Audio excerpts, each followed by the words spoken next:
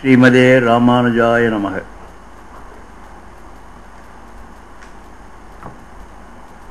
திருவாய்மொழி 3ஆம் பத்து 6ஆம் திருவாய்மொழி.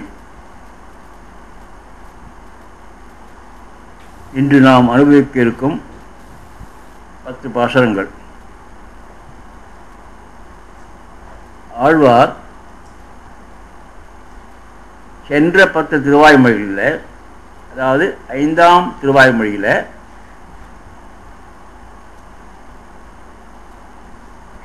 எம்பெருமானின் குணங்களையும் செயல்களையும் கண்டு எண்ணி ஆடி பாடாமல் இருப்பவர்களையும்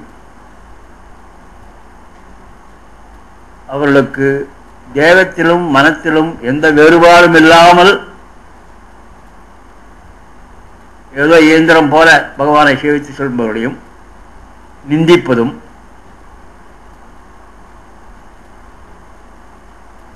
உண்மையான அடியார்கள் ஆடி பாடும்போது அவர்களை கொண்டாடுவதும், இப்படி சில பாசங்களை அமைக்கியிருந்தார் சென்ற 10 பாசங்களில். இப்பொழுது 6ஆம் திருவாய்மொழியில் அவர் ஒன்று உணர்கிறார். ரியலைசேஷன் என்னன்னா, இப்படி பகவானுடைய குணத்தையும் வடிவழகையும் அவருடைய செயல்களையும் அனுபவிக்காமல் அல்லது அனுபவித்தும் எந்த விதமான மன மாற்றமோ தேக மாற்றமோ இல்லாமல் இருப்பவர்களை நிந்தித்தோமே, அது சரியல்ல, அவரை நாம் விட்டுவிடக்கூடாது. தாமே விழுவாரை தடி கொண்டு அடிக்கலாமோ அப்படின்னு கேட்கிறார். அவர்களாம் தாமே விழுவார்கள், நானே தடி கொண்டு அடிக்கணுமா? அடிக்க வேண்டாம். அவரிடம் ஒரு அனுதாபப்பட்டு அவர்கள் அறிவு கேட்டாலே வழி தப்பி வழி தவறி சென்று கொண்டிருக்கிறார்கள், இவருக்கு சில நல்ல விஷயங்களை சொல்வோம் என்று இந்த 10 பாசங்களை அவர்களுக்காக சொல்றார். இதில் என்ன சொல்றாருன்னா இதில் அவர்களுக்கு எது சரின்றதே அதை சொல்றார். அதான் முக்கியம் நீங்க பார்க்க வேண்டியது. என்னவென்றால், பரத்துவம் அதெல்லாம் சொன்னால் அவளுக்கெல்லாம் எடுப்படாது. ஏன்னா அவர் ரொம்ப சாதாரணமான நிலையில் இருக்கிறது பக்தியில். ஆகவே பரத்துவத்தில் ஆரம்பித்து பார்க்கடலுக்கு வந்து பிறகு அவதாரம், அந்தர்யாமித்துவம், இதெல்லாம் நம்மால் முடியாது என்பதனால் தான் 5ஆவதாக அர்ச்சாவதாரம் என்று எல்லா ஊர்களிலும் எம்பெருமான் விக்கிரக ரூபத்தில் சாநித்தியம் பெற்று அந்த 4 நிலைகளில் உள்ள அவ்வளவு குணநலங்களையும் பெற்று மிக மிக எளிமையாக, அதுதான் ரொம்ப முக்கியம். ஏன் முக்கியம்னா, இதற்கு முன்ன பார்த்த பாசங்களுக்கும் இந்த 10 பாசங்களுக்கும் என்ன மிக முக்கியமான வித்தியாசம்னா, எளிமையில், பகவானுடைய எளிமையில். அதுக்கு முன்ன பகவான் பரத்துவம் சீதைகளிடத்திலிருந்து இறங்கி வந்து தாழ விட்டுக்கொண்டு ராமராமம் கிருஷ்ணராகம் பிறந்து அவதாரங்களாக பிறந்து மக்களோட பழகின அந்த எளிமையை சொல்கிறார். இப்போ அது இல்லை, அதை விட எளிமை. ஏன்னா அவதாரங்களில் நம்ம இப்போ இல்லை, பிற்பட்டவர்களாகிவிட்டோம்.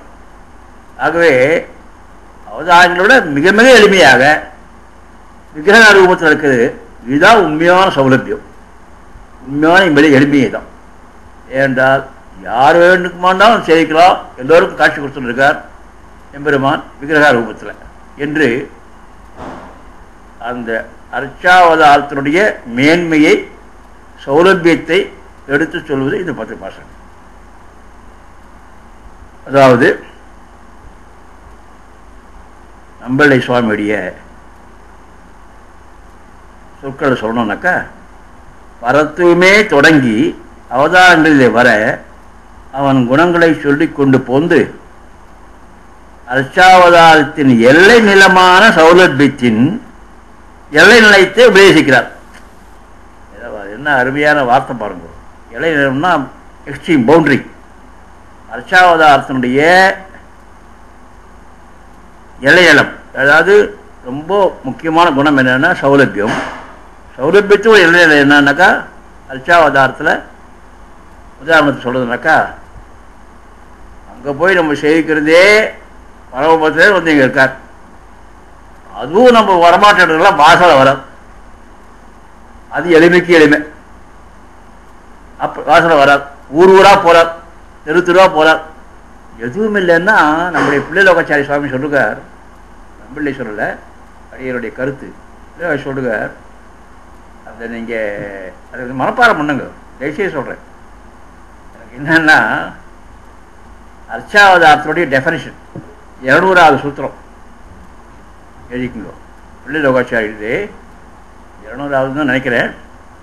ஈஸ்வர பிரகடனத்தில் ஈஸ்வர பிரகடனத்தில் 9 குணம் சொல்றார். 9 குணம் அர்ச்சாவதாரத்துக்கு 9 குணம்.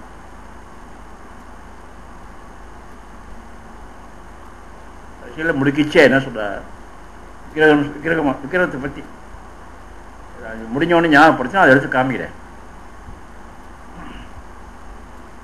அநேகமாக நமக்கு சக்தியும் நேரமும் இருந்தாக்கா திருவாய் முடிஞ்சதுக்கப்புறம் மூச்சு படி தான் சொல்லலாம் அமைச்சுட்டு இருக்கேன். அதான் வருது ஈஸ்வர பிரகடனத்தில். அதாவது ஈஸ்வர பிரகடனம்னா தத்துவத்திரயத்தில் சித் அப்படின்னா என்ன அப்படின்னு சில சூத்திரங்கள் இருக்குது. அதில் அசித் என்பது என்ன சில சூத்திரங்கள். 3வது ஈஸ்வரன், ஈஸ்வரன் சித் பிரகடனம், அசித் பிரகடனம், ஈஸ்வர பிரகடனம் அப்படின்னு ரொம்ப அற்புதமான அழகான இப்படிப்பட்ட சூத்திரங்களை படிக்கிறதுக்கு நாம் எல்லாம் பாக்கியம் பண்ணிக்கணும். பிள்ளை லோகாச்சாரிய சுவாமி அவ்வளோ அற்புதம். 100 வயசு வாழ்ந்த ஒரு மகான் அவர். ஸ்ரீரங்கம் பெருமாளை காப்பாற்றின மகான். ஆதிகாப்பூர் படையெடுத்து வரைச்ச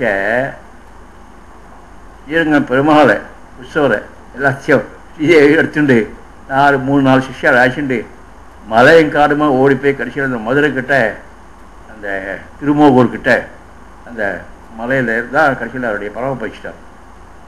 அதுக்குள்ள மாளிகாப்புறம் வந்து அடிபட்டு போயிட்டு செத்து மூட்டான் போகிற வழியில் விட்டுருங்க. அது முடிஞ்சு போய் அப்புறம் திரும்பி கொண்டு வந்து இங்கே யார் பண்ணா சிஷ்யாலாம் காப்பாற்றினவர், பெருமாளை காப்பாற்றினவர். ஸ்ரீபாஷ்யம் ஒரிஜினலை காப்பாற்றினவர் வேற தேசிகன். பிள்ளை லோகாச்சாரி காப்பாற்றி பெருமாளை காப்பாற்றினது பிள்ளை லோகாச்சாரி. பிள்ளை லோகாச்சாரி வேற தேசிகரும் சமகாலத்தவர்கள். பிள்ளை லோகாச்சாரி சீனியர், வேற தேசிகன் அப்போ யங் மேன் சமயத்தில். அந்த சமயத்தில் 14th century மேபி 1380 1400 அந்த மாதிரி. அதனால் அந்த ஈஸ்வர பிரகடனத்தில் அர்ச்சாவதாரத்தை பற்றி 9 குணம் சொல்லுது. கடைசியில் முடிக்கிச்ச என்ன சொல்லுவாருன்னா பிள்ளை லோகாச்சாரி ஒரு சொல்லிட்டு, இப்படி கோவில்களிலும் கிரகங்களிலும் எழுந்திருக்கும் நிலை அப்படின்னு. கிரகங்களில் நம்ம பயிற்சி பண்ணுறோமே அது கூட அர்ச்சாவதாரம் தான். அதாவது எளிமைக்கு நான் சொல்கிறேன், கோவிலில் ஏழை பண்ணுறா, வாசலை ஏழார் இல்லை, நீங்கள் ஆற்றுல உட்காந்து திருவாராதனை முறைப்படி பண்ணுங்கன்னா அதுவும் வந்து உங்களுக்கு இதுதான் வைகுண்டத்தில் போய் சேவிக்கிற அதே பலன் தான். ஒன்றும் வித்தியாசம் கிடையாது. அப்படி எளிமை அர்ச்சாவதாரத்தோட எளிமையே அதான். இதை பற்றி நான் ஒரு 5-6 பேர்கிட்ட மற்ற ரிலீஜனை சேர்ந்தவர்கிட்ட ஆர்கியூ பண்ணிருக்கேன். எனக்கும் மற்ற உபன்யாசத்தை வித்தியாசம் என்னன்னா என் வாழ்க்கை அமைப்பு. நான் வந்து பல நாஸ்தியர்கிட்டையும் பல மற்ற விதத்துக்கிட்டையும் சின்ன வயசுலேருந்து பல விஷயங்களை ஆர்கியூ பண்ணிட்டே இருப்பேன். இப்போ வரை எனக்கு நாலேஜ் கம்மியாக இருந்துச்சு. இப்போ நான் அவர்கிட்ட ஜாஸ்தி பேசுறதில்லை. அது என்னன்னாக்கா, எப்படி அர்ச்சைகிறது நீங்கள் நினைக்கிற கற்பனையில் மற்ற கோயில்களில் மற்ற மதங்களில் கற்பனையிலே பெருமாள் செய்கிறார் இல்லையா? பெருமாள் வந்து விக்கிரகாரூபமாக சிலாரூபமாக செய்யக்கூடாது. We are all criticized and condemned by all foreigners as idol worshippers. ஞாபகம் வச்சுங்கோ. எந்த புக் எடுத்து பாருங்க, English book 15th, 16th century 17th century எல்லாம் எடுத்து பாருங்க, புக் எடுத்து 18th century எடுத்து பாருங்க. These idol worshippers அப்படின்வோம். நம்மளாம் அங்கே ஐடல் ஒர்ஷிப் பண்ணுறோம், கல்லை வணங்குறோம், மரத்தை வணங்குறோம் அப்படின்ட்டு. அவள்கிட்ட நான் ஆர்கியூ பண்ணேன் எப்போது என்னுடைய யங்கர் டேஸில். ஆனால் இப்போ ரீசெண்டாக சில ஃபிலாசபர்ஸ், வெஸ்டர்ன் ஃபிலாசபர்ஸே இதுதான் உண்மையான பக்தின்னு சொல்லியிருக்கான். அந்த புக்கை வாய்ஸ் பண்ணி எனக்கு ரொம்ப சந்தோஷமாக போச்சு. எதுக்கு நான் சொல்ல வரேன் அவங்களுக்குனாக்கா, அர்ச்சையினுடைய மேன்மையை கொஞ்சம் இது மாதிரி நம்மாழ்வாரோ இல்லை பிள்ளைகளோ காட்சியோ வாசியாலும் தெரியும், தெரியாது. நமக்கு வந்து இந்த அளவுக்கு நம்ம பக்தியும் பெருமாள் அட்டாச்மெண்ட் வரதுன்னா அது அர்ச்சை தான் காரணம். வைகுண்ட மாற்றம் இருந்தால் நம்ம இவ்வளோலாம் நமக்கு அட்டாச்மெண்ட் வந்திருக்காது. அதனால் கிரகத்தில் இருக்கிற சேர்த்து தான் அர்ச்சை. அதற்கு சௌலபியம், அவ்வளோ சௌலபியம், அவ்வளோ எளிமை. உபாயங்களில் பிரபத்தி மார்க்கம் போன்றது, சௌலபியங்களில் அர்ச்சாவதார சௌலபியம். என்ன அருமையான சண்டஸ்திவாதி, என்ன பிலாசபி புரிஞ்சுக்கணும். நீங்கள் கர்மயோகம், ஞான யோகம், பக்தி யோகம், பிரபத்தி யோகம் இல்லையா? பகவத்கீதையில் முதல் 3 4வது பிரபத்தி இருக்க சரணாகதி, அதான் உயர்ந்தது. நம்ம வைஷ்ணவனா ஒத்துக்கிற ஒரு விஷயம். 4மே சிறந்தது தான், மற்ற அர்த்தம் கிடையாது. எல்லாமே சிறந்ததாக இருந்தாலும் சரணாகதி தான் மிகச்சிறந்தது, பிரபக்தியாக சிறந்தது. அதாவது மார்க்கங்களில், மோட்சம் அடைய மார்க்கங்களில், உபாயங்களில். அதே போன்று பகவானுடைய எளிமைகளில் எது மிக உயர்ந்த எளிமைன்னா அர்ச்சாவதாரமாக எழுந்திருக்கும் நிலைதான் மிக உயர்ந்த சௌலபியம். இதில் தான் உகந்த பொருளை திருமேனியாக கொண்டு சன்னதி பண்ணுவானே ஆயின், இந்த இது கொஞ்சம் ஒரு சௌரியா லட்சுமி லட்சுமி இல்லை காமிச்சுட்டு இருப்பார். அது நான் சொல்கிறேன். அதனால் கொஞ்சம் மைக்கு தானே ரெக்கார்டிங் பண்ணுறேங்க. இப்போ அதுக்காக சொல்கிறேன். கொஞ்சம் 5-10 நிமிஷம் டிஃபரன்ஸ் தான் பரவாயில்ல. தான் உகந்த பொருளை திருமேனியாக கொண்டு, தான் உகந்த பொருள்னா ஒரு கல்லோ மரமோ எந்த பொருளையோ பண்ணுறாள்ல பெருமாள் விக்கிரகம், பொருளை திருமேனியாக கொண்டு சன்னதி பண்ணுமானே ஆயின் கௌரவ புத்தி உண்டாகுமோ? கேள்விக்காது. நம்பிள்ளை கேள்வி இருக்கு பாருங்க. இந்த கேள்விக்கு இந்த பிலாசபியை நான் சுருக்கமாக சொல்கிறேன், அப்புறம் நல்லா திங்க் பண்ணிக்கும். என்னன்னா, பெருமாள் வந்து தான் உகந்து ஒரு மரத்துலையோ கல்லையோ பூந்துண்டு சன்னதி பண்ணிட்டார்னா அதுக்கு வந்து அந்த பெருமாளுக்கு இருக்கிற வேல்யூ இருக்கான்னா அப்படின்னு கேட்குறாரு நம்பிள்ளை. பரமபத்திர பெருமாளோ பாத்திர பெருமாளோ ராமாதா கிருஷ்ணாதரம் போலையோ அந்த கௌரவம் இது கொண்டான்னா மற்ற பூந்தா அப்படி கிடைக்காது. இது நம்ம கேட்குறா, அது கேட்குறது நம்மளுக்கு கேட்குறது. அதுக்கு பதில் என்ன சொல்கிறான்னு சொல்கிறேன். விலைக்கு சொன்னாங்க ரொம்ப டைம் ஆகும். நான் சொல்கிறேன், புரிஞ்சும் படிக்கவே புரியும். அதுக்கு பதில் அவரே சொல்கிறார் பாருங்க.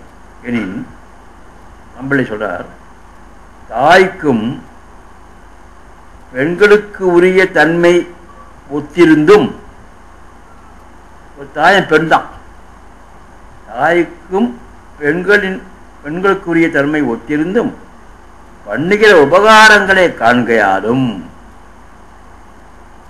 தாய் ஒரு பெண்ணாக இருந்தாலும் மற்ற பெண்களுக்கும் தாய்க்கு என்ன வித்தியாசம்னா தாய் உபகாரங்கள் அதிகமாக பண்ணுறான் தாயின்றோம். அது ஒரு காரணம். 2வது, சாஸ்திரம் சொல்லுவியாலும், சாஸ்திரம் பூராமே முக்கியமாக வச்சுங்கோ. என்னன்னா பெற்றோர் மாதா பிதா தான். அது கூட எதிராக ஒரு ஆர்குமெண்ட் வந்துருக்கு சாஸ்திரத்தில். அதெல்லாம் மாதா தான் சாஸ்திரமே சொல்கிறது. அதனால் அது பெரிய ஆர்குமெண்ட் வந்துடுது. அது இப்போ வேண்டாம். அது ஒரு தனி ஆர்குமெண்ட். என்ன சொல்கிறாருன்னா, தாய் பெண்ணை போல் தாயும் ஒரு பெண்ணாக இருந்தாலும் அவர் பண்ணுகிற உபகாரத்தாலும் சாஸ்திரம் சொல்வதனாலும் அன்றோ நாம் தாயை கௌரவிக்கிறோம். ஒரு தாயை அப்படியே பிரமாணத்தை நம்புகிறவனுக்கு அடையத்தக்க இடம் அர்ச்சாவதாரம் தவிர இல்லை என்று இவ்வளவான சௌலபியத்தின் எல்லை நிலையத்தை உபதேசிக்கிறார். ஆதலின் கௌரவ புத்தி உண்டாகும் அப்படின்றார். அதே போலதான் இது ஒன்று. இதுவும் அதே மாதிரி தான், தாய் மாதிரி தான். அது பண்ணுற உபகாரம் இருக்குதே, பரவபத்திலையும் வாழ்க்கையில் இருக்க உபகாரம் பண்ணுறது யார் நம்ம என்னதான் இமேஜின் பண்ணாலும் இது நமக்கு ஆயிரக்கணக்கான பேர் போய் சேவிக்கிறோம், வேதம் ஓதுறா, பிரபந்தம் ஓதுறா, மாலை போடுறா, அலங்காரம் பண்ணுறா. அது நம்ம எத்தனை பக்தர்கள் இழுக்கிறது. அதான் உபகாரங்கள் அர்ச்சாவதாரத்துக்கு அதிகம் மற்றதை விட. ஆகவே உபகாரங்கள் அதிகமாக செய்யறதுனால அர்ச்சாவதாரத்தில் ஒரு சாஸ்திரமாக ஏற்றுக்கொண்டதுனால அர்ச்சாவதாரத்தை இது வந்து கௌரவ புத்தி உண்டாகும். கௌரவ புத்தின்னா Yes, this is also as great as the other 4 forms of God. நமக்கு இந்த 5 ஃபார்ம்ஸ் ஞாபகம் வச்சுக்கோங்க. பகவானுக்கு நாராயணனுக்கு 5 பாவம், 5 விதமான உருவம். அதில் பரமபுரத்தை ஆரம்பித்து அர்ச்சாவதாரம். அர்ச்சாவதாரம் is as great as the other 4 forms அப்படின்னு ஞாபகம் வச்சுக்கோங்க. அதனால் இந்த 10 வருஷம் ஆரம்பிக்கலாம்.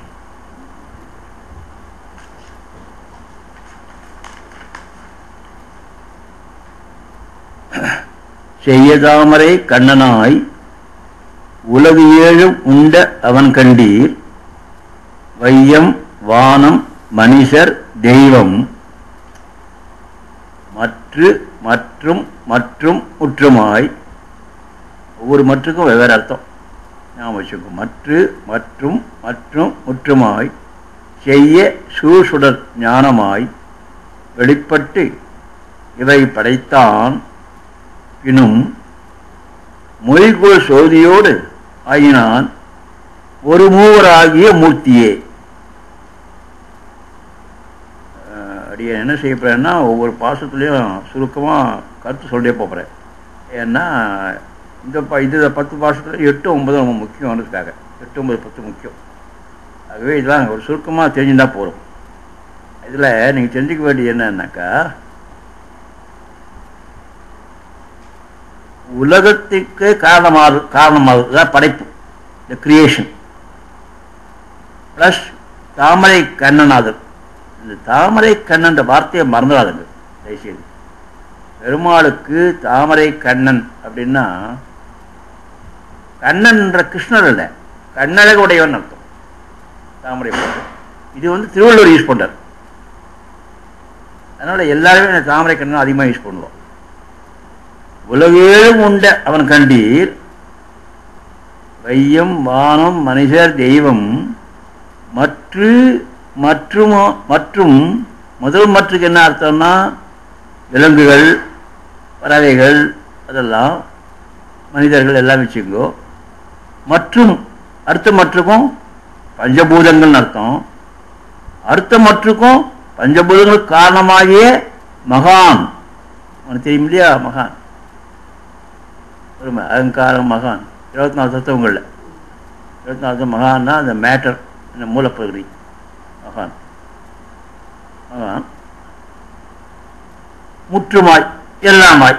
முற்றுமாய்னா பகவான்றவர் வையம் உலகம், வானம், மனுஷர், தெய்வம், விலங்குகள், பறவைகள், விலங்கு எக்ஸெட்ரா பறவைகள், அவைகளெல்லாம் உண்டாக்கிய பஞ்சபூதங்கள், அவைகளை உண்டாக்கிய மற்றும் மகான். மகான்னா அந்த மூலப்பிரகிருதி.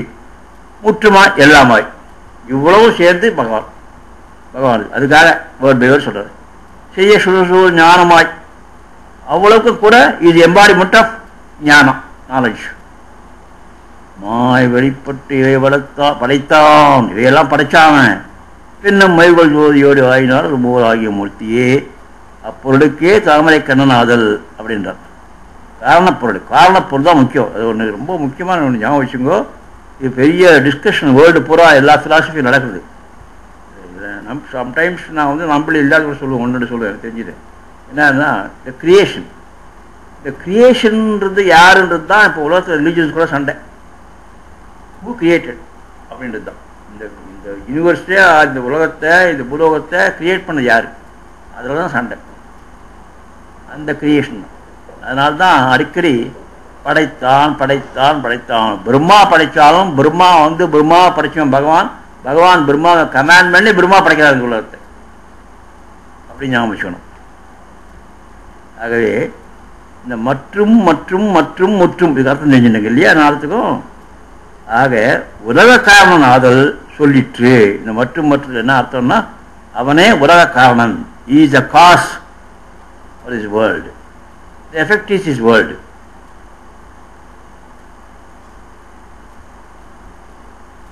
இனி நித்திய உபதி உடையவர்.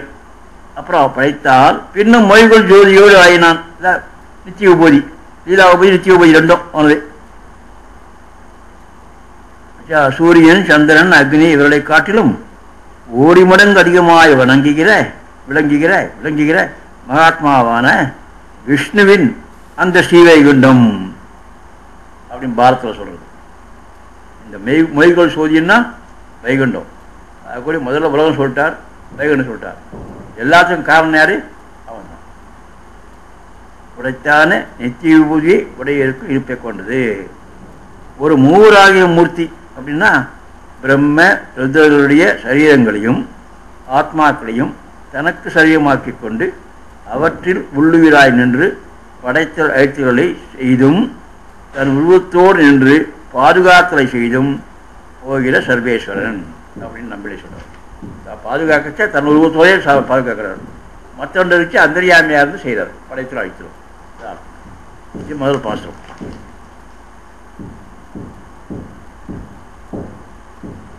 ரெண்டாவது பாசனம் புக்கு இருக்கு ஏதாச்சும்?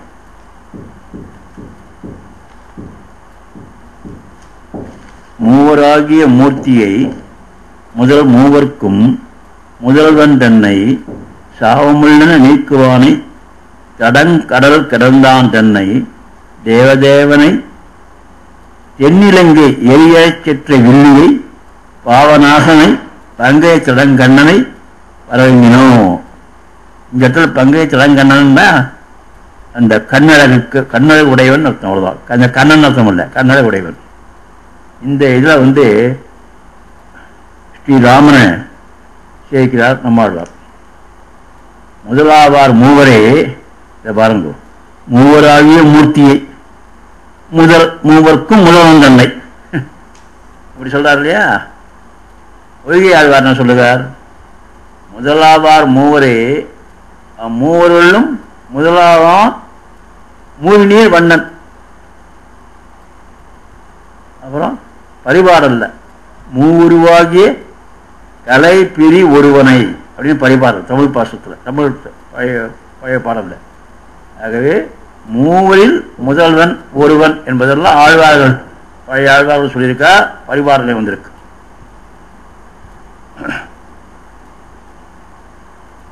உலக காரணனாதல் தாமரை கண்ணனாதல் முதலிய குணங்களை சொல்லி பற்றுங்கோள் என்றீரே, அவை பரத்துவத்துக்கே உரிய இலக்கணங்களாகும்.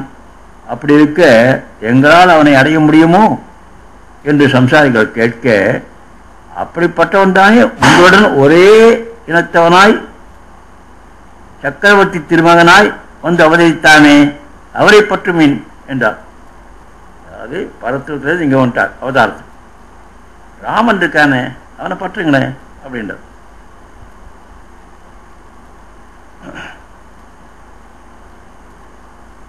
ஒரு வார்த்தை ஆத்மேஸ்வரம் ஒரு வார்த்தை தெரிஞ்சுக்கிறதுக்காக சொல்றேன். ஆத்மேஸ்வரம், ஆத்ம ஈஸ்வரம், ஆத்மேஸ்வரம் அதுக்கு என்ன அர்த்தம்னா தனக்குத்தானே தலைவன். உபனிஷத்து வார்த்தை. உபனிஷத்து வார்த்தையை ஆத்மேஸ்வரம்னு சொல்றார் பகவானுக்கு.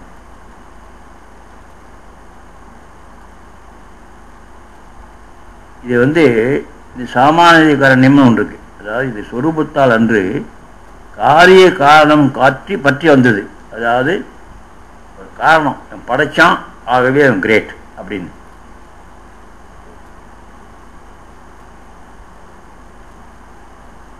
பாவநாசனை இது பாருங்க.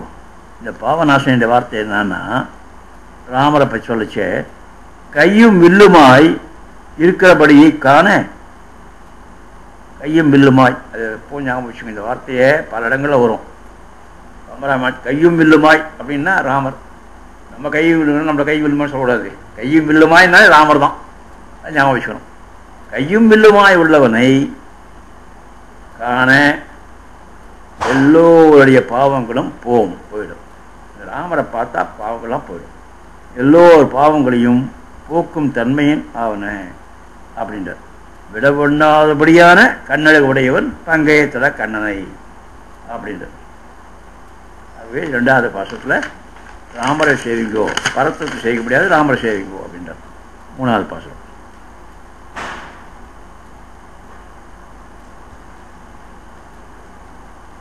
பரவி வானவர் ஏத்த நின்ற பரமனை பரஞ்சோதியை புறவை கோத்த உலகனை மணிவண்ணனை குடக்கூத்தனை அரவம் ஏறி அலைகடல் அமரும் துயில் கொண்ட அண்ணலை இரவும் நண்பகலும் விடாது என்றும் ஏத்துதல் மனம் மைமினோ. இந்த ஏத்துதல் வார்த்தை பல இடங்களில் வரும். ஏத்துதல்னா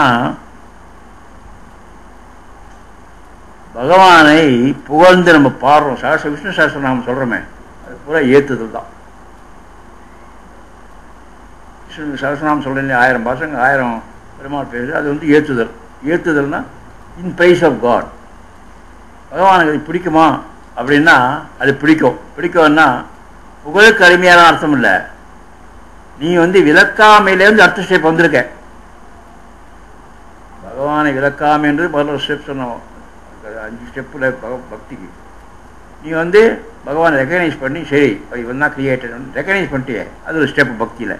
அதுக்காக தான் அவர் ப்ரைஸ் பிடிக்கும். ஜன பகவானுக்கு வழியை நீங்கள் ப்ரைஸ் பண்ணி அவருக்கு ஒன்றும் ஆக போகிறதில்லை. ஆனால் ஏற்றுது அவர் பிடிக்கும். அதுதான் காரணம். ஓஹோ இவன் ஒரு அடியார், திருமால் அடியார் அப்படின்னு அவனுக்கு பகவானுக்கு தெரியணும். ஒத்தாரும் மிக்காரும் இல்லாத மாமாயன், சரி பரமன்னாக்கா ஏற்றுவதனாலே பரமன்.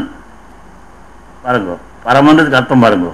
ஏன் அவனுக்கு பரமன் சொல்லணும்னா நம்ம எல்லாரும் புகழோம், ஆகவே அவன் பரமன், அது ஒரு அர்த்தம். இன்னொரு அர்த்தம் என்ன சொல்றார், ஏற்றினாலும் அதற்கும் அப்பாற்பட்டவன் அவன். நம்ம என்ன ஏற்றினாலும் ஒரு லிமிட் தான் ஏற்ற முடியும், அவன் அதுக்கு மேலே இருக்கான், அதுக்கு மேலே அவன்.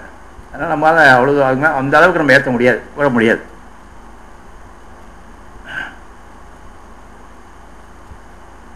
இல்லை ஒரு முக்கியமான பாயிண்ட் பாருங்க, எனக்கு ரொம்ப பிடிச்ச பாயிண்டாக இருந்தது, அதுக்காக சொல்கிறேன்.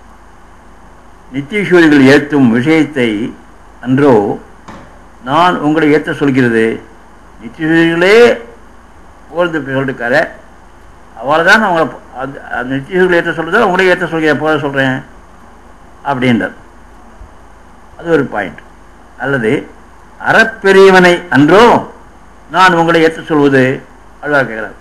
அறப்பெரியவன் பகவானை ஏன் நம்ம ஏற்ற வேண்டும் என்பதற்கு reason number 1, highest who are almost equal to God. நித்தியஸ்வரிகள் வேடாழ்வானும் மற்ற அனந்தாளும் அவளே தினம் பகவான் போழ்ந்துண்டு பாடின்னு இருக்காருன்னா நீங்கள் பாட வேண்டாமா? அது ரீசன் நம்பர் 1 ரீசன். நம்பர் 2, அறப்பெரியவன் அன்றோ நான் உங்களை ஏற்ற சொன்னது. அறம் தர்மத்துடைய மறுவுருவம் இல்லையா பகவான், ஆகவே அவனை போழ்ந்து பாடுங்க. நம்ம 3rd ரீசன், நீங்கள் ஏற்றுகிற இது தன் பேரு என்னுமிடம் வடிவிலே தோன்ற இருக்கிறவனை அன்றோ நான் உங்களை ஏற்றுச் சொல்வது. அதாவது அவருடைய வழிவழகுக்க, அந்த வடிவழகு எதுக்காக வழிவழகுல மயங்குறோம்? ஒரு அழகில் ஒருத்தர் மயங்குறாருனாக்கா லௌகிகத்தில் பல காரணங்கள் உண்டு. பகவானுடைய வடிவழகில் நம்ம மயங்குறோம்னா இந்த வடிவழகை கொண்டு தான் நமக்கு பேர் கிடைக்க போகிறது என்ற காரணத்துக்காக நம்ம மயங்குறோம். ஆகவே அந்த பேரு கிடைக்க செய்யும் வடிவழகு என்பதனால் நீ அவங்க வணங்கணும், ஏற்றுகிறோம், அவனை புகழறோம். ஒரு 3வது காரணம். அதுக்கு வந்து யாதாயினும் அன்றோ இருக்கிறவனை அன்றோ நான் உங்களை ஏற்று சொல்வது. யாதாயினும் நேர்ந்து அணுக வேண்டும் வடிவழகை உடையவனை என்றோ ஏற்றுச் சொல்வது. சேஷசயனத்தை உடையவனை என்றோ ஏற்றுச் சொல்கிறது. சேஷசயனம் இருக்க அது வந்து பல அர்த்தங்கள் இருக்குது. இப்போ அதை ஆதிசேஷன் சயனம் பண்ணால் நம்ம ஏற்றணுன்ற காரணம் என்னன்னாக்கா அதுக்கு வேற இடத்துல ஆர்குமெண்ட் வருது. எப்படின்னா பகவான் தனியாக இருக்கிறதும் ஆதிசேஷனோட சேர்ந்துக்கிறதுக்கும் பகவானுக்கு ஏற்றம் ஜாஸ்தி. அது காரணம் என்னன்னா 2-3 காரணம். ஒன்று, பால்கடலில் ஆதிசேஷன் மேலே தீர்வு கொள்றார். 2வது காரணம் உங்களுக்கு தெரியும், இந்த ராமானுஜரே ஆதிசேஷனுடைய அவதாரம். அவர் ஆதிசேஷனா வந்து பல விதமான வாய்களை வச்சுட்டு ஒரே சமயத்தில் திரைக்கு பின்னால் இருந்துட்டு எல்லாருக்கும் பதில் சொல்லிட்டு இருக்காரு. ஃபிலாசபியில் ராமானுஜர் சேர்த்து வரும். அப்படிப்பட்ட ஆதிசேஷனுக்கு இன்னும் பல விஷயங்கள் இருக்கு. ஆகவே தான் சேஷசயனத்தை உடையவன் என்றும் ஏற்ற சொல்கிறது. அப்புறம் எல்லாத்தோட இன்னொன்று சொல்றாரு பாருங்க, உங்கள் சேர்க்கையாலே செருக்கி இருக்கவனை என்று ஏற்ற சொல்கிறது. இதுதான் எனக்கு ரொம்ப பிடிச்ச பாயிண்ட். என்ன காரணம்? உங்கள் சேர்க்கையாலே செருக்கி இருக்கிற அவனை, அலோய்ஸ் நீங்கள் அவரோட சேர்றதுனால ஓ அடியா செலுத்தானோன்னு அவருக்கு ஒரு சிறுக்கு வந்துடுது. அப்படிப்பட்ட நீ சேவிக்க வேண்டாமா அப்படின்றது. தட் மீன்ஸ் என்னென்னா நம்ம சேவிக்கிறோம் பையன் அப்படி சொல்லிட்டு போனால் நமக்கு இன்ட்ரெஸ்ட் இருக்காது. அவனுக்கு ஒரு நம்ம சேவிக்கிறான் பெருமை வந்து இன்னும் நமக்கு அவன் மேலே பக்தி வரும். அதுதான் அர்த்தம். அந்த அந்த அர்த்தம் பாருங்கள், சென்டென்ஸ் பாருங்க.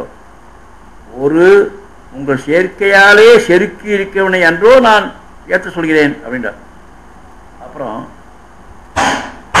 அதுக்கப்புறம் சொல்றார், ஒரு கால நியதி உண்டாய் இருக்கின்றீர்களோ அப்படின்றார். எத்தனை அடுத்தது வேற கேள்வி கேட்குறா பாருங்க. நம்மளை சம்சாரி பார்த்து இவ்வளோ பேர் இத்தனை காரணம் இருக்கார் புகழத்துக்கு. ஒரு கால நியதி உண்டாய் இருக்கின்றீர்களோ, என்ன நாளைக்கு சேர்க்கிறேன் நாளைக்கு சேர்க்கிறேன் டைம் பார்க்கலாம், பஞ்சாங்கம் பார்க்கலாம் பெருமாள் சேர்க்கிறதுக்கு. ஒரு கால நியதி உண்டாண்ணா 24 hours சேர்க்கலாம், எப்போதான் சேர்க்கலாம். இப்போ கிரகணத்தில் நம்ம சேவிச்சுருக்கோம். இப்போது பெருமாளை எந்த கிரகணத்தில் சேவிச்சுருக்கோம், காலநீதி கிடையாது. பெருமாள் செய்வதற்கு காலநீதியே கிடையாது. அதுதான் அடியனுடைய சில ஆர்குமெண்ட் இருக்குது. அனந்தஜெயந்தியில் மட்டும் சேவிக்கலான்னு. ஆனால் அது ஒத்துக்க மாட்டான். ஏன்னா ஒரிஜினல் ஹிஸ்ட்ரி படி ஸ்ரீரங்கத்துக்கு மட்டும்தான் அனந்தஜெயனம், கோயிலுக்குள்ளே தான் அனந்தஜெயனம், வேற எங்கேயுமே அனந்தஜெயனம் கிடையாது முதல்ல தான். அப்புறம் எல்லாருக்கும் அதை ஃபாலோ பண்ண ஆரம்பிச்சிட்டான். எங்கேயுமே செய்யக்கூடாது அவ்வளோதான் அப்படின்னு. ஒரு காலநீதி உண்டாய் இருக்கின்றீர்களோ, அதில் ஒரு அருமை உண்டாய்தான் இருக்கின்றீர்களோ, அதாவது ரொம்ப கஷ்டம்னு நினச்சிட்டு விட்டுருங்களா பெருமாள் செய்கிறது, ஏற்றுறது பெருமாள் புகழ்றது ரொம்ப கஷ்டம் அப்படின்னு விட்டுருங்களா என்று ஆன பின்னர் அதுக்கு என்ன காரணம் நீங்கள் அப்படி இருக்குங்க திரும்ப நீங்கள் காரணம் இருக்கிறதுக்கு அவர் சொல்கிறா பாருங்க. நம்பளி நான் வந்து நான் சொல்கிறதெல்லாம் நம்பளி வீடு அடிப்படையில் தான் பேசுகிறேன். அப்படி இருக்கும்போது இதுக்கெல்லாம் என்ன காரணம் நம்பளி சொல்கிறார், விஷயங்களிலே ஓடி திரிந்தவன் இத்தனை மீட்டு இவ்விஷயத்திலே வைக்க பாருங்கோள். நமக்கெல்லாம் விஷயங்கள்ல போயிட்டு இருக்கோம், அதுக்காக இதெல்லாம் வேண்டான். அதனால் அது அப்படியா மீட்டு இங்கே அர்ச்சாவதத்தில் பெருமாளில் என்ன ஐக்கியப்படுத்துறதுக்கு நான் முயற்சி பண்ணுறேன் அப்படிங்கிறது. அதுதான் அது முக்கியம். அதனால தான் இவ்வளோ கஷ்டப்பட்டு ஏன் போகக்கூடாது வரையும் கேட்குறது.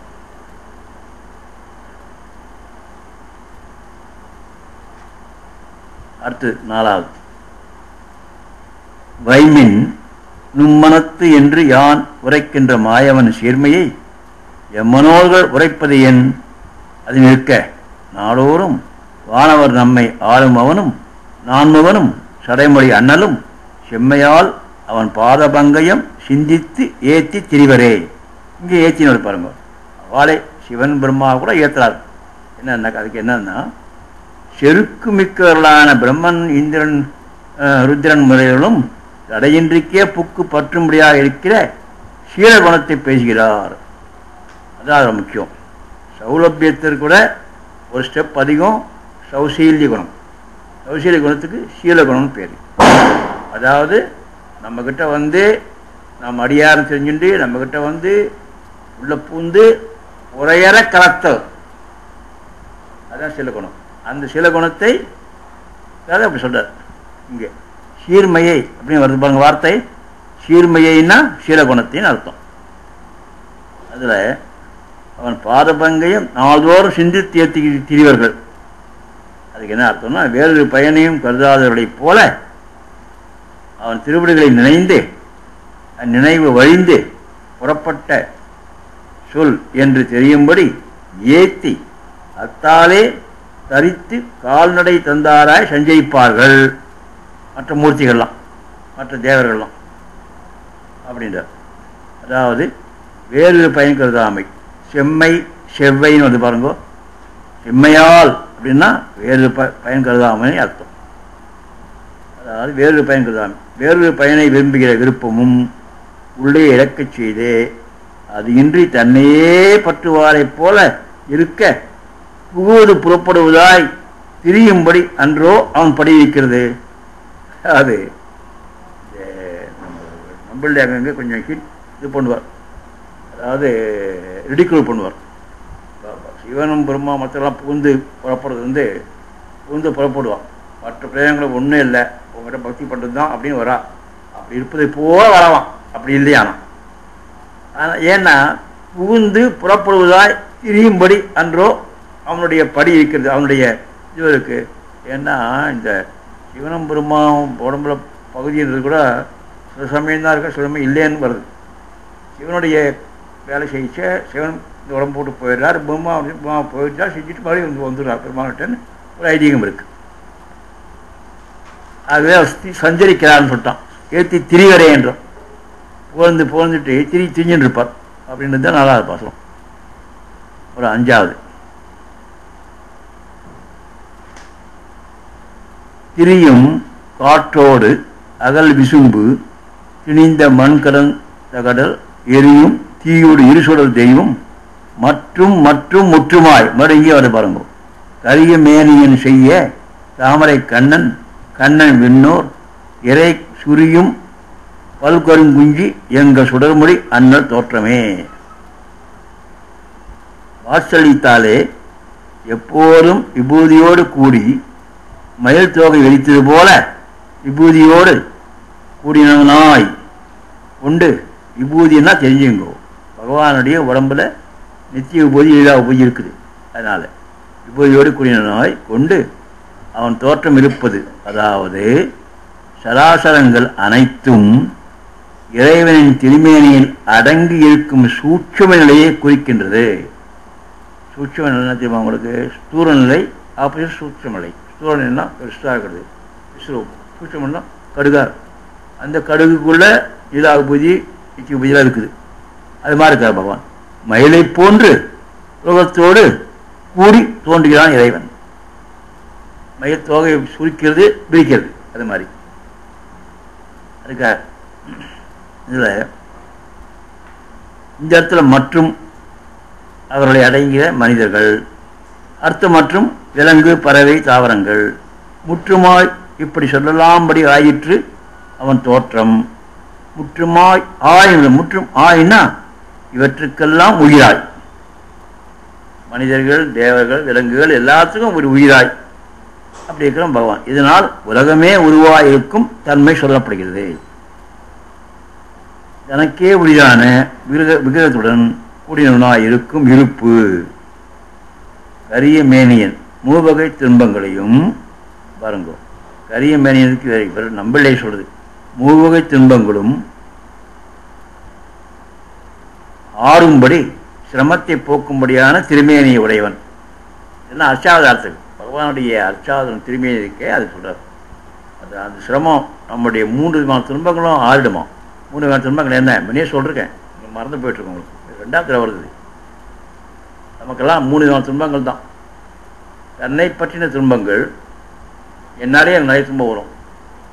By my mistakes or blunders or by so many things. பிற உயிர்களால் எனக்கு துன்பம் வரும். 3வது தெய்வத்தால் துன்பங்கள் வரும். இந்த 3 விதமான துன்பங்கள் நமக்கு வருது. இந்த துன்பங்கள்லாம் 6 ஆயிடும் திருமேனி வணங்கினாக்க. அதனால் இந்த 3 விதமான துன்பங்களை எனக்கு வந்து கரிய மேனியன் அடியாளு கையாளாகும். இந்த கண்ணன்றதுக்கு ஒரு அர்த்தம், நீங்கள் இதை மறக்க முடியாத மறக்கக்கூடாத அர்த்தம் ஏன்னா எல்லா பாகவதும் எல்லாத்துலையும் வருது. எனக்காக சொல்கிறேன். கண்ணன்னா அடியார்களுக்கு கையாளாக உள்ளவன் அர்த்தம். இஸ் சர்வெண்ட் ஆஃப் அடியார். இது வந்து உங்களுக்கு வந்து வேற எந்த பாரதியார் சொல்றார், கண்ணனே சேவகன் பாட்டுக்கார் இல்லையா, கண்ணனே சேவகன். அது ரொம்ப அந்த பாரதியார் பாட்டு பாடிச்சாங்கன்னா நம்ம ரொம்ப அர்த்தம்லாம் சொல்ல வேண்டாம். ஆக்சுவலி இப்போ அவ்வளோ சுவையாக இருக்கும். அது நான் சொல்லியிருக்கேன் மேடையில். அவர் எப்படி வேற ஒரு வேலைக்காரில் வச்சுருந்தார், எவ்வளோ படிச்சுனா அப்புறம் தான் கண்ணன் வந்து சேர்ந்தான் அப்படின்னு சொல்லி பாரதியாருடைய பாட்டு ரொம்ப அழகாக இருக்கும். எங்கேருந்தவன் தான் அது இருக்கட்டும். அது எங்கே ஆமாம், கண்ணன் சேகர் ஒரு வேலைக்காரன் வச்சுக்கிறார். அந்த வேலைக்காரன் வந்து ஒழுங்காக வேலை செய்தே கிடையாது. எப்போ தான் வரமாட்டேன்றான். ஏன்டா வரல நினைச்சுன்னா பாட்டி சேர்த்து 14 நாள் என்றார். அது வரும். அப்புறம் தேல் கொட்டு ஏதோ சொல்லிட்டு இருப்பான் சாக்கு இப்படி வர. அப்புறம் தான் கண்ணன் வந்து சேர்ந்தான், எல்லாத்தையும் செஞ்சான் எனக்கு சேவகனார். அது வந்து அது பாரதியார் ஏற்கனவே இதுலேயும் எடுத்த ஐடியாஸ் தான் பாரதியார் இருக்கும். ஆனால் வந்து பாரதியார் வந்து அவருடைய உரித்தான சிறையில் அவர் அழகாக பாட்டுருக்கார். நான் என்ன சொல்கிறேன், இதில் வந்து நமக்கு இந்த கையாளுற வேலை, அடியார்களுக்கு கையாளாக உள்ளவன் கண்ணன். கண்ணன்னா அதான் அர்த்தம், ஞாபகம் விஷயம். அப்புறம் சுரியம் பல் கருங்குச்சின்னு ஒரு வார்த்தை, கருங்குஞ்சி. அது சுருண்டிருப்பதாய் மயில்ல அங்கு அழகாக எண்ணிக்கொள்ள வந்தாய். கண்டார் கண்களுக்கு அஞ்சனம் இட்டாற் போல குளிர்ந்துள்ள மயிர்முடியை உடையவனாய் பகவானுக்கு அப்படின்றார். இப்படி சொல்லி இந்த இடத்துல பகவானை ஏற்றுதல் இது ஒரு ஒன்று சொல்கிறார் 5வது பாசுரத்தில். அடுத்தது 6வது பாசுரம். தோற்றக்கேடு அவை இல்லவன் உடையா அவனோடு மூர்த்தியாய் சீற்றத்தோடு அருள் பெற்றவன் அடிக்கீழ் புகழ் நின்ற செங்கன்மால் நாற்றம் தோற்றம் சுவை ஒலி உரல் ஆகி நின்ற எம் வானவர் ஏற்றையே அன்றி மற்றவரை யான் இலேன் எழுமைக்குமே. எழுமைக்கும்னா காலமெல்லாம் அர்த்தம். எப்போ பார்த்தாலும் என்டையர் லைஃப் டைம் ஒய்வு காலமெல்லாம் உடனாய் மணி நம்ம ஆட்சியம் இல்லையா, அந்த காலமெல்லாம் ஈக்குவல் தான் இங்கே எழுமைக்குமே. காலமெல்லாம் என்ன அர்த்தம்? என்டையர் லைஃப் டைம் அர்த்தம் இல்லை, எல்லா ஜென்மத்திலும் என்டையர் லைஃப் டைம், எல்லா பிறவிக்கும். அது 7 பிறவிக்கும் வர 7னா தட் மீன்ஸ் 7னா 7 அர்த்தம், எல்லா பிறவிலையும் அதான் காலமெல்லாம் எழுமைக்குமே.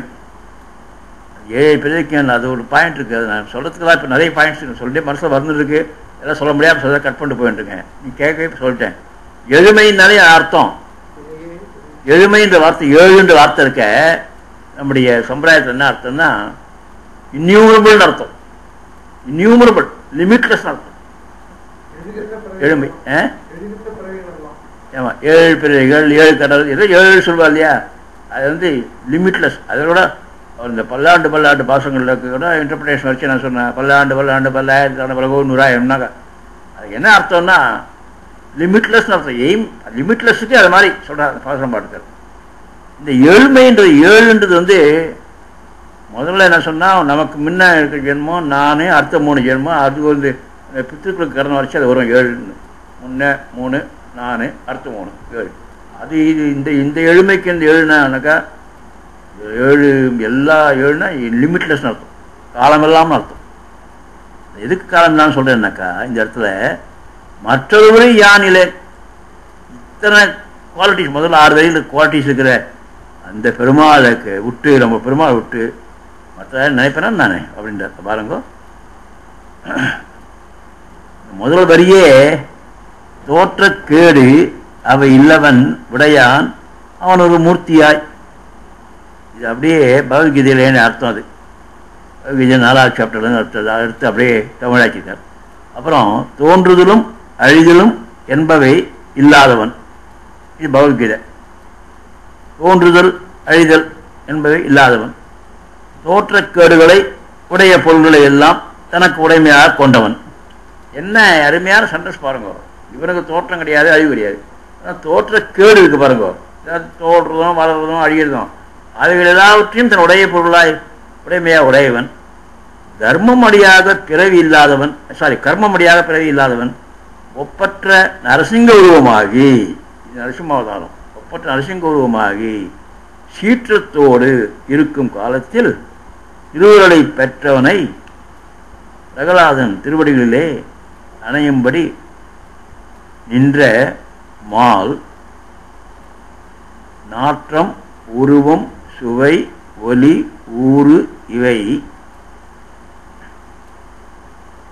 இறைவனையே அன்றி, இந்த இறைவனையே அன்றி காலம் என்னும் ஒரு பொருள் உள்ளவரை வேறு ஒரு தெய்வத்தை யான் வணங்கேன். அந்த நரசிம்மாவதாரத்தை தவிர பெருமாள், அந்த பெருமாள் நம்ம நாராயணனை தவிர காலமுடைய யாரையும் வணங்க மாட்டேன் அப்படின்றார். இதில் வந்து ஒரே ஒரு பாயிண்ட் மட்டும் சொல்ல போகிறேன், ஏன்னா அதெல்லாம் நிறைய பாயிண்ட்ஸ் இருக்குது, ஒன்று சொல்லிடுறேன். ஒரு விக்கிரகத்தை உடைய நான் அதற்கு மேலும் ஒன்றே என்றோ சீற்றத்தையும் அருளையும் ஒரே காலத்தில் உடையன்.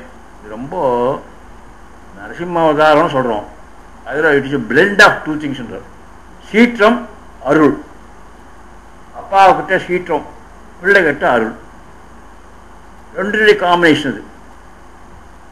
அது மாதிரி ஒரு அவதாரம், ஒரு செகண்டில் 2 வருது, சீற்றம் அருள். அதான் சொல்கிறேன், சீற்றத்தையும் அருளையும் ஒரே காலத்தில் உடையவன் ஆனதும் அவர் சொல்கிறார். ராமானுஜருடைய கமெண்ட் பாரு. சிம்மம் யானை, சிம்மம் சிங்கம் இருக்க, சிங்கம் யானை மேலே சீனாலும் குட்டிக்கும் முளை ஒன்றாகும்படி இருக்கும் என்றோ, குழந்தைக்கு சிங்கம் குட்டிக்கு பால் கொடுத்துட்டே யானை மேலே பாயிடுறோம், குட்டிக்கும் பால் கொடுத்துட்ருக்கோம், யானை மேலேயும் பாயும். சிங்கத்தினுடைய குணம். குட்டி பாடம் சாப்பிட்டுருக்கோம், அது ஒரு அருள் உண்டு, ஞானம் மேலே பயிர். அதே மாதிரி தான் பகவான் ரெண்டுத்தையும் இதெல்லாம் ரெண்டுமே 2 in 1 அது மாதிரி அப்படின்னு. ஏன்னா இது எதுக்காக சொல்கிறேன் நல்லா கவனிச்சுக்கிட்டு, நான் வந்து விளக்கி சொல்ல வேண்டாம், உங்களுக்கு தெரியும், அனுபவத்துக்கு தெரியும். நான் பயங்கர கோபமாக இருந்துச்சு, அருள் யாருக்கு சொல்லணுமோ அவனை சேர்த்து தான் வைவேன். அந்த சமயத்தில் நமக்கு டெம்பரில் எல்லாத்தையும் யோசிச்சுருப்போம், எல்லாம் செஞ்சுருப்போம். டக்குன்னு அப்படியே மாற்றி அந்த நம்முடைய மைண்ட் மாற்றி சாஃபன் ஆக்க முடியாது நமக்கு. அதனால் வந்து அது ரெண்டும் சேராது, ஆனால் சேர்றது பகவானுக்கு. அதனால் ரொம்ப கஷ்டமான விஷயம் அது. அடியாரத்தில் உள்ள அன்பினால் அவர்கள் விரோதி மேல் சீனி சீற்றமானால் பின்னை அவர்களுக்கு அணைய ஒண்ணாதபடி இருக்குமோ அப்படின்றார். அவர்களுக்கு அணையபடியாக இருக்குமோ நாற்றம் தட்டாச்சு அப்படின்னு சொல்றார். அப்புறம் காலம் என்னும் பொருள் இருக்குமே எழுமைக்கு மேல் அவன் நிச்சயங்களின் பக்கலே இருக்கவே இருப்பை என் பக்கலே இருக்க என்ன சொல்றான்னா, ஆழ்வார் சொல்ற பாருங்க, அவன் நித்தியசீல பக்கல்ல இருக்கக்கூடிய அந்த இருப்பை என் பக்கலே இருக்க நான் வேறொன்றை இனிய பொருளாக நினைத்திருப்பேனோ. அவன் நித்தியசீலை விட்டு என்கிட்ட அன்பாரிச்சேன், நான் திருப்பி அவங்ககிட்ட அன்பானா இதுவே நீவா நான் அனுபவத்தில் போனால் நான் போக மாட்டேன். அவர்கள் அவனை வழிய வேறொன்றை இனிய பொருளாக நினைக்கலென்றோ, அவர்கள் அவனை வழிய வேறொன்றை இனிய பொருளாக நினைக்கிறார்கள் என்றோ நான் வேறொன்றை இனிய பொருளாக நினைப்பது நிச்சயத்திலே அவன் இனிய பொருள் நினைக்கிச்ச நான் எப்படி வேறு. அதனால நான் வேறு தான் பகவான் தான் நினைப்பேன், எம்பெருமான் சிவநாயனை நினைப்பேன் அப்படின்னு அந்த இடத்துல அன்னிசேஷத்தை கழுகியை சொல்லி எம்பெருமானை மேன்மையை சொல்கிற விஷயம் இந்த பாசுரம். 7வது எழுமைக்கும் எனது ஆவிக்கு இன்னமுதத்தின் அமுதத்தினை எனது ஆறுயிர் எழுமிய கதிர் ஜோதியை மணிவண்ணனை குடக்கூத்தனை விழுமிய அமரர் முனிவர் விழுங்கும் கண்ணல் கனியினை தொழுமின் தூய மனத்தராய் இறையும் நில்லா துயரங்களே அப்படின்றார். நான் நிறைய 5-6 பாயிண்ட் போட்டிருக்கேன். நான் 1-2 அட்லீஸ்ட் சொல்கிறதுக்கு முயற்சி பண்ணுறேன். ஏன்னா 8-9 கான்சன்ட்ரேஷன் போகக்கூடாது. இப்படி 7ஆம் பாசுரத்தில் இப்படி சுலபமானவன் பக்கலிலே அரியன் என்னும் ஐயத்தை நீக்கி அவனையே பற்றுங்கோள் உங்களுடைய எல்லா துக்கங்களும் போகும். ஏன் சுருக்கமாக சொல்கிறேன் இந்த பாசுரத்துக்கு. அவன் அரியன், கிட்ட முடியாதவன், அவனால் நம்ம அப்படின்னு நினைக்காதுங்க. அவனை பற்றுங்கோ உங்களுடைய எல்லா துன்பங்களும் போகும் அப்படிங்கிறார். எழுமைக்கும் எனது ஆவியின் அமுதித்தனை அப்படின்றது அர்த்தம் பாருங்க. ஒரு வார்த்தை ஃபர்ஸ்ட் லைன், அதுக்கு காலம் என்னும் பொருள் உள்ளவரையிலும் தன் சுவடுன்னா இனிமை அறியாமல் இதர விஷயங்களில் ஈடுபாடு உள்ளதான என் நெஞ்சுக்கு மிக இனிய பொருளானவனை. மற்ற விஷயங்களில் நான் மனசு செலுத்தினோடனே இந்த விஷயம் கிடைச்ச உடனே என் நெஞ்சுக்கு அது இனிய பொருளானவனை, அதாவது பெரியனை பற்றி 7ஆக சொல்லுதல் மரபு. அதை எங்கே இருக்கேன் பார்த்துக்கோ. அவனுக்கு பெரியவற்றையெல்லாம் எல்லா பெரிய விஷயத்தையும் 7ன்னு சொல்லுவோம், மரபு காலமெல்லாம் அப்படின்றது. அப்புறம்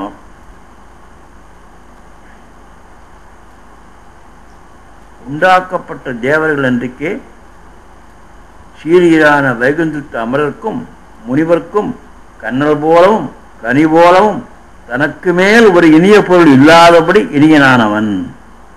அதுக்கு சமஸ்கிருத வார்த்தை உபனிஷத்து வேலை சொல்கிற பாருங்க, சர்வகந்த சர்வரசக அப்படி உபனிஷத்து வார்த்தை என்று சொல்லப்படுவோம் என்றோ. தொழிமின் அப்படின்ற தொழிமின்றதுக்கு நம்பில்லை சுவாமியுடைய அர்த்தம் பாருங்க. தொழிமின்னு சொல்லிட்டாங்க. தொழிமின் வார்த்தை பாருங்க, லாஸ்ட் பட் 1 லைன். தொழிமின் தூய மனத்தராய். தொழிமின் அதுக்கு நம்பில்லை என்ன அர்த்தம்னா, இது ஒன்றோ நான் உங்களுக்கு இடுகின்ற வேப்பங்குடி நீர் அப்படின்ற. இது வேப்பங்குடி நீரம், இது நான் கொடுக்குறேன், நான் எவ்வளோ இனிமையாக இருக்கேன், குடிங்க. பால் குடிக்க கால் பிடிக்கிறேன் என்றோ என்ன அர்த்தம் பாருங்க. நீ பால் சாப்பிட்டு நீ உயரத்துக்கு நான் வாங்கார பிடிக்கிறேன் ஏன்றார் பகவான். நான் எல்லாம் காட்சி கொடுத்து எல்லாம் செஞ்சுருந்தேன், ஒன்று எப்படியாவது ஒன்று சிஷ்யனா ஒன்று இது வச்சுக்கு பால் குடிக்க கால் பிடிப்பாரை போன்றுன்றார். நீ பால் குடித்து நான் கால் பிடிக்கணுமா? அந்த காலத்தில் என்னுடைய நினைவு வருது, என்னுடைய சின்ன வயசு ஞாபகம். என் அப்பா திருத்தி பால் கொடுப்பார். அந்த காலத்தில் பால் பிடிக்காது. அவர் நைட்டெலாம் இருமின்றிருக்கேன்னு எழுப்பி மஞ்சள் பொடி போட்டு திருத்தி பால் சாப்பிட்றா இருமிண்டிக்கான்னு சாப்பிட்டே எங்கள் அப்பா திருத்தி கொடுப்பார் பால். எனக்கு பால் வேண்டாம்ப்பா, ஐயோ வேண்டாம் பிடிக்காது அப்படின்னு அது பால் சாப்பிட வைப்பார். அதனால் பால் குடிக்க கால் பிடிப்பாரை போன்று சொன்ன வந்தது. பால் குடிக்க கால் பிடிக்கிறேன் என்றோ அப்படின்றது அப்படின்னு. இது ஆழ்வார் சம்சாரி பாஸ் சொல்கிறார்.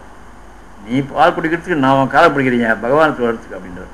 தூய மனத்தராய் அப்படின்றதுக்கு கிட்ட அறியணும், கிட்ட அறியணும். கிட்டுவதற்கு ரொம்ப கஷ்டமானாங்க, எனக்கு கட்டுறதுக்கு எளியணும் ரொம்ப சாதாரணமானே. அறியணும் எனக்கு புரிஞ்சுக்கிறது ரொம்ப கஷ்டமா. அப்புறம் இவனை பற்றவலாமோ அன்றி பிரயோஜனத்தை கொண்டு அகலுவோமோ. என்ன பாருங்க, என்ன இன்று இங்கனும் சந்தேகத்தால் பிரிக்கப்பட்டமாய் போகாமல், இது ரொம்ப முக்கியம். இது பாருங்க, இந்த தூய மனத்திலாய் எனக்கு அர்த்தம் புரிஞ்சுங்கோ. தூய மனசுன்னா தயவுசெய்து இந்த வார்த்தையை நீங்கள் எல்லாம் இவ்வளவு தூரம் நீங்கள் நம்மளோட வாசிச்சுட்டு ஸ்பெஷல் மீனிங்ஸ்லாம் உங்களுக்கு தெரியணும். வெறும் சாதாரண தூய மனத்தினான சுத்த மனசுனாய் அப்படின்னு டக்குன்னு போகக்கூடாது. தூய மனத்தினார்னா இதர பிரயோஜனங்களை எல்லாம் நினைக்கக்கூடாது. பகவானே பிரயோஜனம் நினைக்கிற அந்த தூய மனசுன்னா அதான் அர்த்தம். இதில் என்ன சந்தேகப்படாது. பகவான் கிட்ட சந்தேகம் இவனை பத்தலாமோ கூடாதோ, அறியணும் எழுயணும் இவன் அப்படி அன்றி பிரயோஜனத்தை கொண்டு அகலவும் இல்லை. வேலை சொப்பனா பிரயோஜனம் கிடைக்குமே, அதுக்கப்புறம் இந்த பிரயோஜனம் கிடைக்குமே அப்படின்னு நினச்சிட்டுலாம் போகக்கூடாது. அப்படின்னு நினச்சா தூய அர்த்தம். தூயோமாய் நாம் தூமலர் தூவி தொழுது வாயினால் பாடி மனத்தினால் சிந்திக்க போயப்படி புகுதிரமாக நின்னமும் நீ தூசாகம் செப்பவர் எம்பாவாய் ஆண்டாள் பண்ணாடியா. தூயோமாய் வந்துனாலே with pure heart na artham antha. Pure means in this place, in this context, is so pure that accepting you and you only, I require nothing. என்ன வேணும்னா நீ தான் போகணும், அவ்வளோதான். வேற எனக்கு இது வேணும் அது வேணும் இந்த பிரயோஜனம் நினைக்க கூடாது. நீ தான் எனக்கு போகணும். உன்னுடன் நான் கூடவே இருக்கணும், உனக்கு நான் அடிமை செய்யணும், உனக்கு கைங்கரியம் பண்ணணும். ஒழிகள் காலமெல்லாம் உடனாயம் பண்ணி அது ஞாபகம் பண்ணிக்கு. நீ வேணும்னு என்ன அர்த்தம்னா, நீ எனக்கு ஏன் வேணும்னா உனக்கு நான் கைங்கரியம் செய்வதற்கு நீ எனக்கு பிராப்தி அளிக்க வேண்டும், வாய்ப்பு அளிக்க வேண்டும். அதுதான் வழிகளாக அடிமை செய்ய வேண்டும், அதுதான் அர்த்தம். அதனால் அதுதான் தூய மனசுன்னா அதான் அர்த்தம் என்று இங்கனும் சந்தேகத்தால் பிடிக்கப்படாமல் போகாமல் இவன் தன்னையே பிரயோஜனமாக பற்றுங்கோள். இவன் தன்னையே பகவானையே பிரயோஜனமாக பற்றுங்கோள்.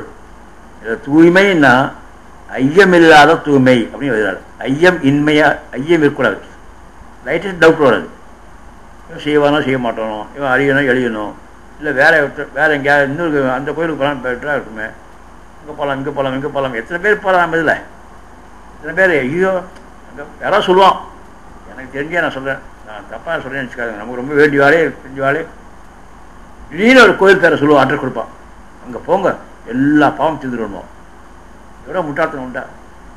நிச்சயம் நான் உறுதியாக நான் சொல்கிறேன், இங்கே நம்ம வாசிக்கிறதும் கேட்குறதும் இதை விட வேறு எந்த கோயில் போனாலும் அவங்க பாவம் செய்யாது. பெருமாள் பக்கத்தில் தீர்மானிச்சதுக்கப்புறம் மறுபடியும் பெருமாள் வேண்டாம், அங்கே போகலாம் இங்கே போகலாம் ஏன்னா அவன் சொல்லிட்டான், ஏன்னா நம்ம ஒன்றும் சரியாக மாட்டேங்கிறத நினைக்கக்கூடாது, சரியாக நினைக்கக்கூடாது. ஏன்னா பெருமாள் ஒன்று தான் நமக்கு trial court, appellate court, supreme court, high court, supreme court எல்லாம். அதனால் இன்னொரு கோர்ட் இருக்குதுன்னு நம்ம நினைக்கக்கூடாது. This is the ultimate for us. அந்த ரொம்ப முக்கியமாக ஞாபகம் வச்சுக்கணும். அதுதான் தூய மனசு. அதுதான் ஐயமின்மை. நான் ஆரம்பத்தில் ஒன்று சொன்னேன், நம்பிக்கை வேணும்னு சொன்ன பாருங்க, 5 நம்பிக்கை வேணும்னு. That is most important. அது பின்னால் வரப்போகுது, அடுத்த பாசத்தில் வரும்னு நினைக்கிறேன். விஸ்வாசம், மகா விஸ்வாசம். அந்த மகா விஸ்வாசத்தை தான் வைஷ்ணவாவில் வடகலையார் ரொம்ப நல்லா இன்சிஸ்ட் பண்ணுவோம். அந்த மகா விஸ்வாசம்ன்றதுக்கு ரொம்ப அர்த்தம், அதாவது ரொம்ப கஷ்டமான விஷயம். மகா விஸ்வாசம் ரொம்ப கஷ்டம். விஸ்வாசம்னா அர்த்தம் தான், மகா விஸ்வாசம் அர்த்தம் ஒன்று தான் இருந்தால் கூட அது எம்பசிஸ்க்காக சொல்கிறது. அது அடுத்து வரப்போகுது, அடுத்த பாஷை வரும். இப்படி சந்தேகம் கொள்கைக்கு அடியான மகாபாபங்கள் வாசனையுடன் பறந்து போகும், அல்லது இனி பிறப்பிறப்புகளால் உண்டான துக்கங்கள் அடியோடு போயிடும் அப்படின்றார். இதில் இங்கே இந்த கனியனை தொழுமின், இவர்கள் தொழுதால் தூய மனத்திராய் தொழுதால் இறையும் நில்லாது துயரங்களே அப்படிங்கிறது 7வது பாசம்.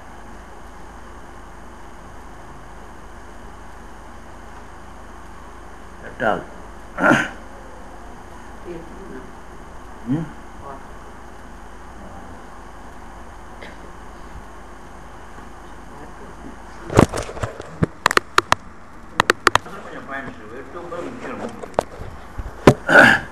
துயரமே தரு துன்ப இன்ப வினைகளாய் அவை அல்லனாய் உயர நின்றது போல் சோதியாய் உலகு ஏழும் உண்டு உமிழ்ந்தான் தன்னை அயர வாங்கும் நமன் தமர்க்கு அழு நஞ்சினை அச்சுதந்தனை அயர தசரதற்கு மகந்தனையன்றி இங்கே ராமர் மொழி வரார். தசருடைய மகனையன்றி மற்றிலேன் தஞ்சமாகவே. இந்த பாசத்தில் தசரன் மகனா தெரியும், ராமர்னு தெரியும். மற்ற தஞ்சமாறு சரணாகதிக்கு ராமர் அப்படின்னு இருக்கிறார் இந்த இடத்துல. அது ஒரு காரணம் வருது. இங்கே தான் நான் சொன்ன மகா விஸ்வாச பூர்வகம்னு வருது. மகா விஸ்வாச பூர்வகம்ன்றது நான் என்ன மீனிங் சொல்கிறேன். சம்சாரிகளுக்கும் ருஷி பிறக்குக்காக நான் சக்கரவர்த்தி திருமகனை அல்லது வேறு ஒருவரை ஆபத்துக்கு பற்றுக்கோடாக பற்றுகிறேன். சக்கரவர்த்தி திருமகனை அல்லாது, அதாவது அல்லதுன்னா இந்த இடத்துல அல்லாதுன்னு அர்த்தம். அதாவது சம்சாரிகளுக்கும் ருஷி பிறக்குக்காக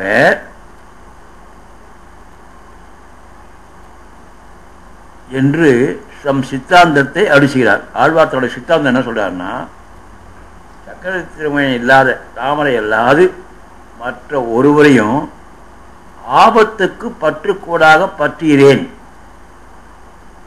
இது எனக்கு எனக்கு டக்குன்னு ஞாபகம் வருது. என்னன்னா, அவன் சொல்றேங்க, இது எனக்கு ஆபத்துக்கு எல்லாத்தையும் கிருஷ்ணரோட தான் ஆபத்து, எல்லா ஆபத்து பல இடத்துல உங்களுக்கு எல்லாம் வந்தா கூட ராமாயணத்துக்கு தான் 10-15 இடத்துல சரணாகதி வருது. கிருஷ்ணன் பண்ணியிருந்தா கூட ராமாயணத்தில் சரணாகதி அதிகமாக வருது. அதில் நம்பல இல்லை, பட் நான் சொல்கிறேன், உங்களுக்கு தெரியும், ராமாயணம் உங்களுக்கு தெரியும். எனக்கு ரொம்ப, அதாவது ஆபத்துக்கு பற்றுக்கோடாக பற்றுகிறேன், வேற யாரையும். அது என்ன, ரிஷிகள் காட்டில் ராமர் சீத்தையெல்லாம் இருக்குச்ச, ராமர்கிட்ட போய் ரிஷிகள் என்னை ராட்சர்கள்லாம் என்னை அடித்து கொள்கிறார்கள், யாகம் பண்ண முடியல, காப்பாற்றுங்கோ அப்படின்னு ஒன்று, நான் அந்த அதுக்கெல்லாம் கொண்டு உங்களை காப்பாற்றுறேன் அப்படி வாக்கு கொடுத்துட்றேன். கொடுத்துட்டு ரிஷிகள் போனதுக்கப்புறம் சீதா கிரிட்டிசைஸ் பண்ணுறார் ராமரை. நீங்கள் செய்யறது தர்மம் கிடையாது, அப்படி நீங்கள் இவர்களை காப்பாற்றலாம், ஆனால் உங்களுக்கு ஒன்றும் தப்பு செய்யாத ஒருத்தரை இது எப்படி கொள்ள முடியும்? உங்களுக்கு அவங்க நீங்கள் இப்போ ராஜா இல்லை, காட்டுக்கு வந்துட்டங்க. ராஜான்னா எல்லாரையும் காப்பாற்றணும்.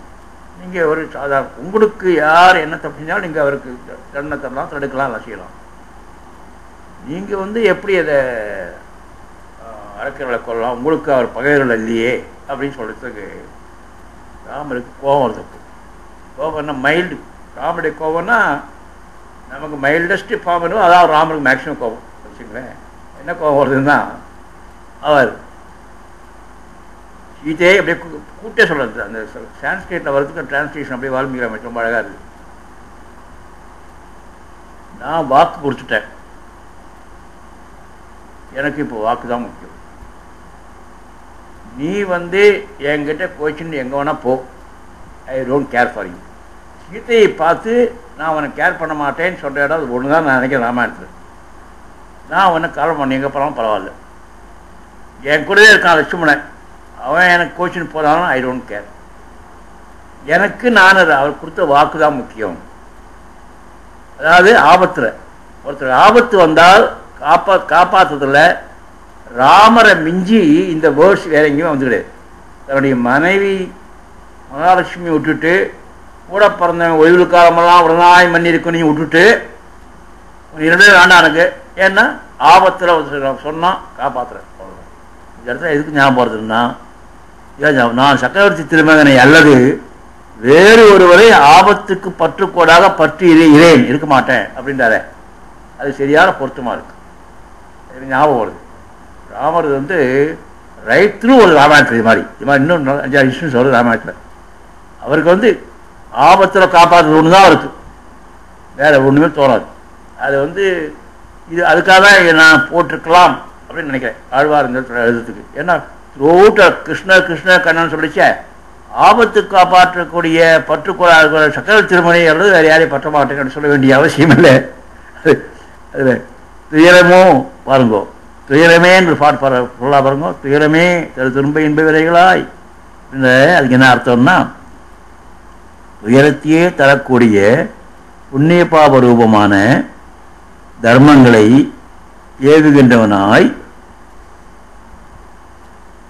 துன்பவினையோடு வாசியற இரண்டும் துக்கத்தையே பண்ணித்தரும் என்றாயிற்று இருப்பது இவர். ஏனெனில் பகவானுக்கு அடிமையாயிருக்கும் தன்மைக்கு விரோதியாய் கொண்டு தடையாதல் இரண்டுக்கும் ஒத்திருத்தலால் புண்ணியத்தையும் பாவத்தையும் நீக்கிவிட்டு முற்றுவோமையை அடைகிறான் என்பது உபனிஷத்து வார்த்தை. இந்த பிலாசபி பலன் இது முன்ன நான் சொன்னது பிலாசபி இல்லை, ராமரை பற்றுகிறது பிலாசபி இல்லை. இந்த பாசத்தில் இதான் ஃபர்ஸ்ட் பிலாசபி. நீங்கள் தெரிஞ்சுக்க வேண்டியது என்னன்னா, நம்ம அடிக்கடி நம்முடைய சமுதாயத்தை சொல்லுவோம், புண்ணிய பாவம் ரெண்டுத்தையும் விட்டுடணும். பாவம் என்பது இரும்பு விலங்கு, புண்ணியம் என்பது பொன் விலங்கு. ரெண்டுமே விலங்கு தான் ஆகக்கூடிய. விலங்கு என்ன, நம்ம மோட்சம் போகிற தடுக்கிறது. ஏனென்றால் பாவம்னா நரகம், புண்ணியம்னா சொர்க்கம். நம்ம ரெண்டும் நம்ம மோட்சம் போகணும். நம்ம சொர்க்கத்துக்கோ நரகத்துக்கோ நம்ம போகிற எய்ம் கிடையாது. அந்த புண்ணியம் நம்ம நினச்சோம்னாக்கா நம்ம சொர்க்கத்துக்கு ஆசைப்படுறோம்னு அர்த்தம் வந்துடும். நீங்கள் புண்ணியம் பண்ணலாம், ஆனால் அது புண்ணியம் நினைக்கக்கூடாது. அதுதான் அது பாயிண்ட். புண்ணியம் இது பாவம் அப்படின்னு நினைக்காது. சாமானியர்களுக்காக சொன்னதுன்னு வச்சுக்காது, ஃபிலாசபி ஹையஸ்டாக இருக்கிறவாளுக்கு எய்ம் வைக்கிறவாளுக்கு நினச்சிக்கணும். புண்ணியமும் பாவம் இரண்டும் ரெண்டு விலங்குகள் தான், மோட்சம் போவதற்கு தடங்கல்கள். ஏனென்றால் ஒன்று நரகத்துக்கு போவோம், ஒன்று சொர்க்கத்துக்கு போவோம். ஆனால் மோட்சமே ரெண்டும் கிடையாது. பகவானுக்கு அருமையாக இருக்கும் தன்மை இருக்கு பாருங்க, அதுதான் மோட்சம். புண்ணிய பாபத்தை விட மிகச்சிறந்தா நீ குறிக்கொள்ள வேண்டியது பகவானுக்கு அடிமையாக இருக்க. பகவானுக்கு அடிமையாக இருக்க அதுதான் நமக்கு ஒழிவு காலமெல்லாம் உடனாய் மண்ணி வழிதான். ஞாபகம் வச்சுக்கோ. இதில் என்னன்னாக்கா, அந்த நம்ம 3ஆம் 10ல் முதல்ல படிச்சுமே அதனுடைய தத்துவம் தான் அநேகமாக எல்லாத்தையும் வருவது. அடிமை செய்வோம், பகவானுக்கு அடிமை செய்கிறது தான் முக்கியம். அடிமை செய்யும் பொழுது நம்ம சந்தோஷத்தை நினைக்கல, பகவானுடைய வகுப்பு தான் நினைக்கிறோம். அது வகுப்புக்குட்பட்ட செகண்டரி ப்ரெஷர் தான் நமக்கு. அப்படி தான் வாழணும், அதுதான் அடிமை. அதனால் புண்ணியம் பண்ணுறோம் பாவம், அதுதான் உபனிஷத்து வாக்கியமே என்னன்னா, புண்ணியத்தையும் பாவத்தையும் நீக்கிவிட்டு முற்றுமை அடைகிறான். கிருஷ்ணர் என்ன சொல்கிறார் உங்களுக்கு தெரியும், பகவத்கீதையில் உடனே சொல்லியிருக்கேன், சர்வ தர்மாம் பரிஜெய்ய மாமேகம் சரணம் முடிஞ்சா. அதாவது பாவம் புண்ணியத்தையும் எல்லாத்தையும் விட்டுவா, அப்போது எங்கிட்ட சரணாகடி அடைஞ்சி, என்னை மட்டும் எங்கிட்ட சரணாகடி, நான் உன்னை மோசம் அனுப்புகிறேன் அப்படின்றார். அப்போது புண்ணியம் பாவம் எல்லாம் விட்டுவான்னு தான் சொல்லுவா எல்லாரும். அதுதான் விஷயம். ஆனால் நான் அந்த இடத்துல புண்ணியம் விட்டுவான்னா புண்ணியம் செய்யாதுன்னு அர்த்தம் இல்லை. நீ புண்ணியம் செய்கிறாய் அப்படின்ற நினைவு விட்டுறணும். நீ நிறைய புண்ணியம் பண்ணலாம். புண்ணியம் நம்ம செய்கிறதெல்லாம் நிறைய புண்ணிய விஷயம் நிறைய செய்வோம், நல்ல விஷயம் செய்வோம். ஆனால் நம்ம நல்லது செய்கிறோம், அதனால் நமக்கு ஒரு பலன் கிடைக்கும் அப்படின்னு நினச்சிடும் பாருங்க, அது தப்பு. அதான் அது அந்த இடத்துல அதான் தப்பு. அதனால் புண்ணியம் பண்ணலாம், ஆனால் அந்த புண்ணியத்தை ஒரு விலங்காக அடிச்சுக்கூடாது. புண்ணியத்தை நாம் ஏதோ ஒரு அக்கௌண்ட்டில் ஏறுறது, நம்ம நல்ல அக்கௌண்ட்டில் ஏறுறது, நம்ம சொர்க்கம் போகிறோம் அப்படின்னு நினைக்கக்கூடாது. புண்ணிய பாபங்கள் எல்லாம் உங்களுடைய கர்மாவில் எப்படியா அடிபட்டு போங்க, நமக்கு கவலை கிடையாது. நமக்கு முமூட்சுக்கள், நம்ம முமூச்சுனா மோட்சத்தை விரும்புவர்கள் அப்படின்னு ஞாபகம் வச்சுக்கணும். அப்படிங்கிறது தான் இந்த இடத்துல. இந்த துயரமே திரும்ப இன்ப வினைகளாய் அவை அல்லனாய் திரும்ப ரெண்டுமே இல்லாத. அப்புறம் அயர வணங்கும் நமந்தமர்க்கு அருநஞ்சினை தன் திருவடிகளை பற்றினாரை அறிவு கலங்கும்படிக்கு ஈடாக உயிரை பிரிக்கக்கூடிய யமதூதருக்கு நீக்க ஒண்ணாத நெஞ்சாக உள்ள. இது கூட என்னன்னா நமந்தமர்க்கு அருநஞ்சினை வருது பாருங்க. அது என்னன்னாக்கா அது கூட ஒரு பிலாசபி. முன்ன கூட சொல்றேன், செகண்ட் டைம் சொல்றேன். நமக்கு 2 மார்க்கம் இந்த உயிர் போகிற ஒன்று யமம் ஆட்சியம் போகிற மார்க்கம், இன்னொன்று பகவான் ஆட்சியம் போகிற மார்க்கம். நமக்கு எந்த மார்க்கம் போகணுன்றது நம்ம தீர்மானிச்சுக்கணும். இது மோட்சம் போகிற மார்க்கம், இது இவன் நரகம். அர்ச்சனாதி தூமாதி மார்க்கம் பேர்லாம் வேண்டாம். தூமாதி மார்க்கம் அர்ச்சாதி மார்க்கம். இந்த 2 மார்க்கத்தில் நாம் மோட்சத்துக்கு மட்டும் ஆசைப்பட்டு புண்ணியத்தையும் பாபத்தையும் இறங்குறான்னு நினச்சி அவனே நமக்கு பக்தி பிரயோஜனமாக இருக்கான், வேற ஒன்றும் வேண்டாம் அப்படின்னு அடிமை பண்ணிட்டு அந்த இடத்தோட செஞ்சுட்டு இருந்தோம்னாக்கா யமதூதர்களும் நம்ம விட்டு போயிடலாம். அதான் காவல் புறம். அது ரொம்ப அழகாக சொல்கிறது தொடர்புடைய அழகர் தான். காவல் புறனை வைத்து கலைதன்னை கடக்க பாய்ந்து அப்புறம் நாவலிட்டு ஒளிதெய்கின்றோம் நம்ம தமிழ் தலைமீதே யமன் தலைமையில நான் டான்ஸ் ஆடுறேன்ற தொண்டர்படி ஆடுவேன். ஏன்னா நான் ஸ்ரீ வைஷ்ணவன், இதில் எல்லாத்தையும் விட்டுற பகவான் தான் எனக்கு அப்படின்னுச்சே. யமன் வந்தால் அவன் மேலே டான்ஸ் ஆடுவேன்றார். அம்மன் தமன் தலைமீதே அப்படின்றார். அது மாதிரி டான்ஸ் ஆடுவான் யமன். இவர் யார்? நம்முடைய அந்த தொண்டர்படி ஆடுவார்.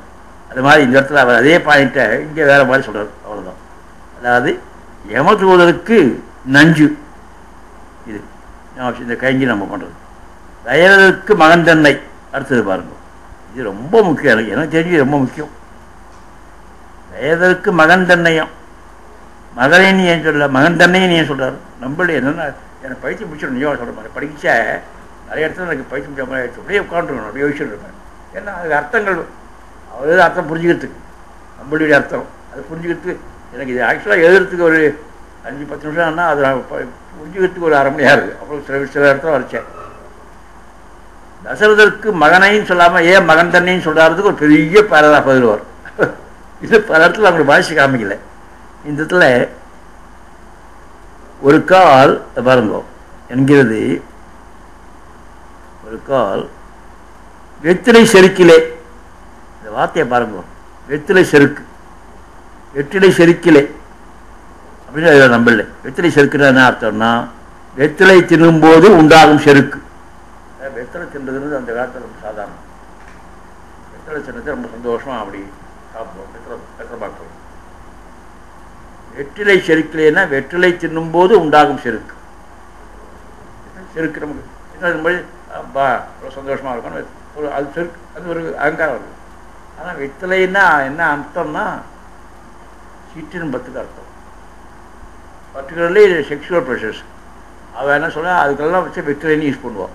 ஆழ்காரம் உண்ணும் உணவும் பருகும் நீரும் தின்னும் வெற்றிலையும் எல்லாம் கண்ணனே. நம்ம சாப்பிடச்ச பசி எடுத்து சாப்பிடச்ச பகவான் மறந்துடுவோம். பசியில் வாயில் போட்டுருக்கு, தாகம் எடுத்து தண்ணி குடிச்ச பகவான் மறந்துடுவோம். அதே மாதிரி அந்த 8 முறை என்ஜாய்மெண்ட் செத்துருவோம். இந்த 3 பகவான் மறக்கிற மேக்ஸிமம் சந்தர்ப்பம்னு அதுவும் கண்ணன் தான் அப்படின்னு சொல்கிறார். அதுக்காக நம்ம ஞாபகப்படுத்துகிறோம் ஆழ்வார். அது தின்னும் வெற்றிலையும், வெற்றிலைன்னு வந்தாக்கா அது இங்கே வெற்றிலை செருக்கிலே அப்படின்னா வெற்றிலை தின்னும்போது உண்டாகும் செருக்கு. அப்போது இந்த இவருக்கான தசரதன் மகன் தன்னை சொல்கிறாரோ அரசு தந்தேன் என்ன ராஜ்யம் கொடுத்துட்டேன் அப்படின்ற ராமரை பார்த்து டேக் த கிங்டம், அரசு தந்தேன் என்ன மீண்டு பெண் வசப்பட்டவராய் கைகையை வசப்பட்டவனாய், பெண் வசம் கைகையை வசப்பட்டவனாய் நான் தந்திலேன், நீ காடு ஏறப்போ என்ன என்ன சுருக்கமாக இதாக பாருங்க. வெற்றிலை செருக்கினால் ராஜ்யம் தர உடனே பெண் வசப்பட்ட கைகை வசப்பட்டனாய் நீ காடு போ என்ன இப்படி சொல்லலாம்படி அப்படியே தைரியமாக தாசன் சொல்கிறான். நீ இப்போ ராஜ்யம் போடுறான், உடனே அடுத்த நாள் காட்டுக்கு போகிறான்றான். நீங்கள் நீ ராஜா இருந்தால் நாளைக்கு காட்டுக்கு போடுறான். ஏன்னா கைகை வசப்பட்டு வெற்றிலை செருக்கலை அவ கூட வெற்றிலை செருக்கலை அந்த இடத்துல வெற்றிலை செருக்கலே நீ காடு என்ன இப்படி சொல்லலாம்படி காடு போல் சொல்லலாம்படி அவனுக்கு இஷ்ட விநியோகத்திற்கு தக்க புத்திரனாய் இருந்தவன் ராமன். அதெல்லாம் ராமன் அதெல்லாம் அவன் இஷ்ட விநியோகத்திற்கு தகுந்தவனாய். ராமர் எப்படின்னா தசரதன் கிட்ட எனக்கு இந்த கண்ணாடி எப்படியோ அப்படி போட்டது இன்னும் தூக்கி போட்டால் அவங்க போய் அப்படியே கிடக்கும். ராஜா அவர் சிரிக்கிறார், காட்டுக்கு அது சிரிக்கிறார் ராமர். அதாவது அந்த ராமருடைய கேரக்டரைசேஷன் மாதிரி பொதுவாக ராமாயணத்தில் கேரக்டர் ஈவன் மகாபாரதம் அவ்வளோ கேரக்டரைசேஷன் பர்ஃபெக்டாக வராது. ராமாயண கேரக்டரைசேஷன் நான் சொல்லுவேன், எக்ஸ்பிளைன் பண்ணுவேன். எனி ட்ராமா பர்டிகுலர் ட்ராமாவில் போஸ்ட் போய்ட்ரி விட ட்ராமாவில் characterization is very important. Ramayanam is perfect drama with perfect actors. The characterization has been done so well by Valmiki and elaborated by Kambar. அவ்வளோதான். அது அந்த ராமர் கேரக்டர் அவ்வளோ அருமையாக அமைச்சிருக்கார் தசரதன். அவன் அவனுக்கு இஷ்ட விநியோகத்திற்கு தக்கபடி தக்க புத்திரனாய் இருந்தான் ஆதலி அப்படின்ற. அதனால் தசரதற்கு மகன் தன்னை அப்படின்றான். அன்றி மற்றிலேன் தஞ்சமாகவே அப்படின்றது. அப்போ பட்டர் நஞ்சிகர் கான்வர்சேஷன் வரும்.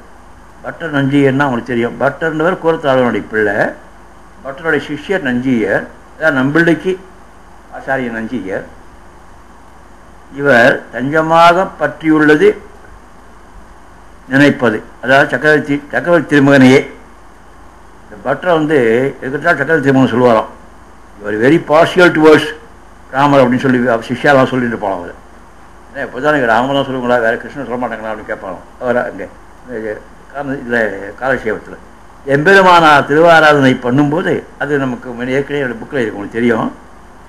ராமானுஜர் தன்னுடைய மரத்தில் திருவாராதனைக்கு எப்போவுமே வெண்ணைக்காடும் பிள்ளை தான் வச்சு போகிறோம். வெண்ணைக்காடும் பிள்ளைன்னா கிருஷ்ணர் தான் திருவாராதனை பெருமாள் இருக்குது ராமானுஜருக்கு. ஆனால் ஒரு நாள் சக்கரவர்த்தி திருமகனை சிஷ்யர் எழுந்துவர் பண்ணிவிட்டார்கள். கிருஷ்ணனுக்கு பதில் ராமரை எழுந்துவர் பண்ணிட்டார் திருவாராதனைக்கு. அப்போ ராமானுஜர் கேட்கலாம், என்ன கேட்கறாருனாக்கா பண்ணார், என் ஒருவனையே சரணமாக பற்று அப்படின்னு சொன்னாரே, தேவையிடாதார் எழுந்துனாரோ அப்படின்னாராம். தேவையிடாதார்னா கண்டிஷன் போடாதவர். இது ரொம்ப முக்கியமான பாயிண்ட்டு. உங்களுக்கு ஏற்கனவே அந்த இதில் சொல்லியிருக்கேன். உங்களுக்கு என்னென்னா நம்முடைய சரணாகதியும் போது சொல்லியிருக்கேன், ஞாபகம் வச்சுக்கோங்க. என்னன்னா the difference between surrender which Ramar preaches the seashore ராமாயணத்தில் and surrender preached by Lord Krishna to Arjuna. என்னன்னா மெயின் பாயிண்டே தான், சர்வதர்மா பரிஜ்ய மாமேகம் சரணம் பிரஜா. கிருஷ்ணன் சொல்கிறார், எல்லாத்தையும் விட்டுட்டு உன்னுடைய பாவம் புண்ணியம் மற்ற எல்லாத்தையும் விட்டுட்டு என்கிட்ட சரண்டர் பண்ணு, நான் அவனை காப்பாடு அப்படின்னு கிருஷ்ணன் சொல்கிறார். ராமர் என்ன சொல்கிறார், எல்லாம் விட்டு வரலாம் சொல்ல, சரண்டர் சொல்லு, அவனை ஏற்றுடுறேன். நான் நீ விட்டு வரியா அதான் நான் பார்க்க மாட்டேன். அதுதான் மெயின் டிஃப்ரென்ஸ். அதுதான் தேவையிடாதன்னா அன்கண்டிஷனலாக ஏற்றுண்டாரே அவரை ஏழப்பட்டாங்களா இன்றைக்கி அப்படின்றார் ராமானுஜர். அது தேவையில்லாதவர் வந்தாலும் இன்றைக்கி யார்கிட்ட சொன்னால் எல்லாம் எனக்கு புரியாத மொழிப்பாளரும் சிஷ்யாவுக்கு தெரியும் அது தேவையில்லாத என்ன அர்த்தம். அதுதான் இந்த இடத்துல அப்படிப்பட்ட ராமர்ன்றார். ராமரை பற்றி சொல்லிச்சே இதில் இந்த பாசம் பூரா வரைச்ச ராமருடைய கிரேட்டஸ்லாம் வருது. இவனுக்கு வேண்டுவன மகா விஸ்வாச பூர்வகம், அதாவது மகா விஸ்வாசம் முன்னாக அவருக்கு இவருக்கு என்ன வேணும்னு நான் சொல்கிறாருன்னா வெரி வெரி இம்பார்ட்டன்ட் ஐதிருக்கேன். என்னன்னாக்கா வேண்டியதே என்னன்னா அதை பாருங்கோ, அருணஞ்சினை அச்சுதன் தன்னை தேயதற்கும் தனையின்றி மற்றிலேன் தஞ்சமாகவே. அது வேற ஒன்றும் கிடையாது, இவர் தான் தஞ்சம் அப்படின்னு 100% கான்ஃபிடென்ட்டாக விஸ்வாசத்தோடு நீங்கள் சரண்டர் பண்ணணும். அந்த விசுவாசத்துக்கு மகா விஸ்வாச பூர்வகம் அப்படின்னு வச்சுருக்கா. அதாவது மகா விஸ்வாசம் முன்னாக அதுதான் வேணும். நமக்கு வேண்டியது என்னென்னா மகா விஸ்வாசம். அது ஒரு சொல்கிறார் பாரு, நம்மளே சொல்கிறார், ஒரு சிராவை, ஒரு சிராயின்னா ஒரு மரத்துண்டு சின்ன கட்டை, ஒரு சிராயை மரக்கட்டையை கொண்டு அதை நம்பி 6 மாதங்களுக்கு வேண்டும் சோறும் தண்ணீரையும் அந்த கட்டை மேலே ஏற்றிண்டு கடலில் இறங்கினாலும் ஒருவன் 6 மாதம் கடலில் போகலான்ட்டு ஒரு கட்டை தூக்கி போட்டு அதனால சோறை வச்சு கிளம்பி போயிட்டான். கடலில் ஏறணும். அவனுக்கு என்ன துணிச்சல் இருக்கும் ஒரு சாதா கட்டை தூக்கி தண்ணியில் போட்டு போகிறதுக்கு? என்ன is so confident that he can go. அந்த விசுவாசம் அவனுக்கு போகணுன்ற வேண்டாவோ பகவத் விஷயத்திலும் மற்றவர்களுக்கு அந்த நம்பிக்கையாகிலும் அதை போன்ற நம்பிக்கையாகிலும் வேண்டாவோ பகவத் விஷயத்தை பற்றவர்களுக்கு என்று அருளி செய்கிறார் ஆழ்வார் நம்மாழ்வார். இந்த பாசத்தில் சின்ன கட்டையை தூக்கி தண்ணியில் போட்டு போகலாம், தண்ணியில் போட்டான் 6 மாதம் போகிறான்னா அந்த நம்பிக்கையாக அவங்க வேண்டாம் பகவத் விஷயத்தில் அப்படின்னு கேட்குறாரு. அதுதான் இந்த இடத்துல தஞ்சம் எதற்கும் தனையின்றி மற்றிலே தஞ்சமாகவே அப்படின்னு சொல்லி அந்த மகா விஸ்வாசம் வேணும் அப்படின்னு சொல்கிறார் பகவத் விஷயத்துக்கு. 8ஆம் பாஷத்தில் ரொம்ப முக்கியமான விஷயம். அடுத்து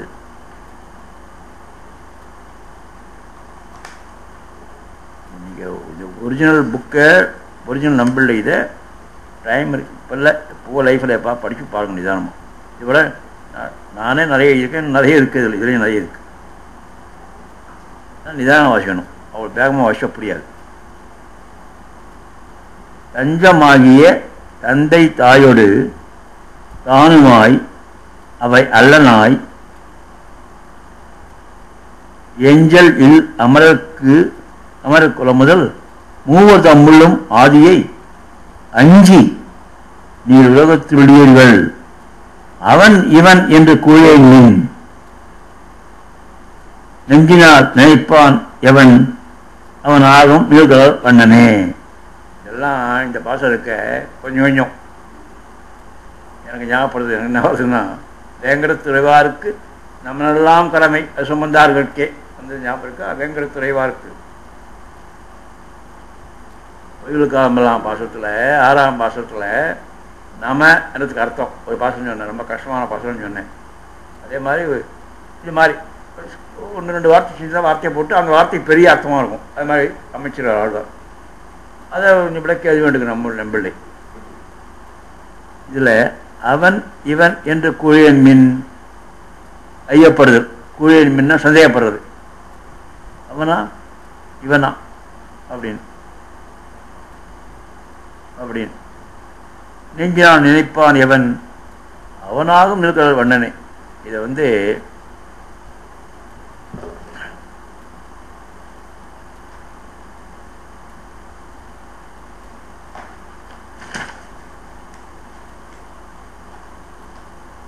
உலகத்தில் இருக்கிற அத்தனை பேருக்கும் நமக்கு நூற்றுக்கணக்கான தெய்வங்கள், பல விதமான உருவங்கள், பல விதமான பேர்கள் இருக்குன்னு உலகத்தில் இருக்கிற அத்தனை பேர் நம்மளை கிண்டல் பண்ணுறதோ வெய்யறதோ இருக்குது. அதுக்கெல்லாம் ஆன்சர் இந்த பாசம். நெஞ்சினால் நினைப்பான் எவன் அவனாகும் நெஞ்சினால் நினைப்பான் எவன் அவனாகும் நீழ்கடல் வண்ணன். வரத்துமே தொடங்கி அவதார சௌலபியத்தையும்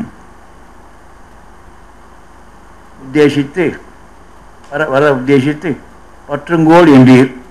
பரத்துவம் மனதிற்கு அப்பாற்பட்டது, அவதாரத்திற்கு பிற்பட்டார் ஆனோம். நாங்கள் எங்கே பற்றுவது எதை பற்றுவது என்ன? நீங்கள் விரும்பியபடியே உகந்தவிட பண்ணின அத்திருமேனியே இவ்வுலக சம்பந்தம் இல்லாத தெய்வ திருமேனியை போன்று விரும்பும் அர்ச்சாவதாரத்தை பற்றுமின் அப்படின்தான் இந்த பாசத்தில். இந்த பாசத்தை பற்றி நம்பிள்ளை சொல்லிச்ச பெரிய இடத்துல அவனை சொல்லுக்கார். இந்த திருவாய்மொழிக்கு நிதானம் இந்த பாசுரம் அப்படின்னு. நிதானம்னா இந்த 10 பாசுரத்துக்கும் இந்த திருவாய்மொழிக்கு central idea, the crux of the whole thing இந்த 10 பாசுரத்துக்கு இந்த பாசுரம் தான் அப்படின்னு தான் நம்பிள்ளையே சொல்கிறார். சில இடத்துல அவர் சொல்ல மாட்டார், இதை சொல்லிட்டார். இத்திருவாய்மொழிக்கு நிதானம் இப்பாசுரம் அப்படின்றார். அதாவது தஞ்சம் தாயோடு உலகத்தில் உள்ள எல்லா பிராணிகளுக்கும் திருமகளுக்கு கேள்வன் தந்தையும் தாயுமாயிருக்கிறான்.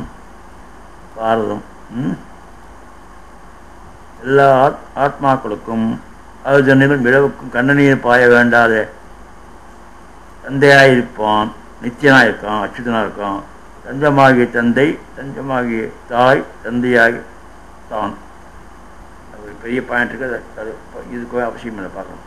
தந்தை தாய் தான் என்னும் இவ்வளவு அன்றிக்கே தாயும் தந்தையும் பாருங்கள், தாயும் தந்தையும் உடன் பிறந்தானும் இருப்பிடமும் காப்பவனும் நட்டவனும் பேரும் ஆகிய எல்லாம் நாராயணனே அப்படி உபநிஷத்தை சொல்லிட்டோம்.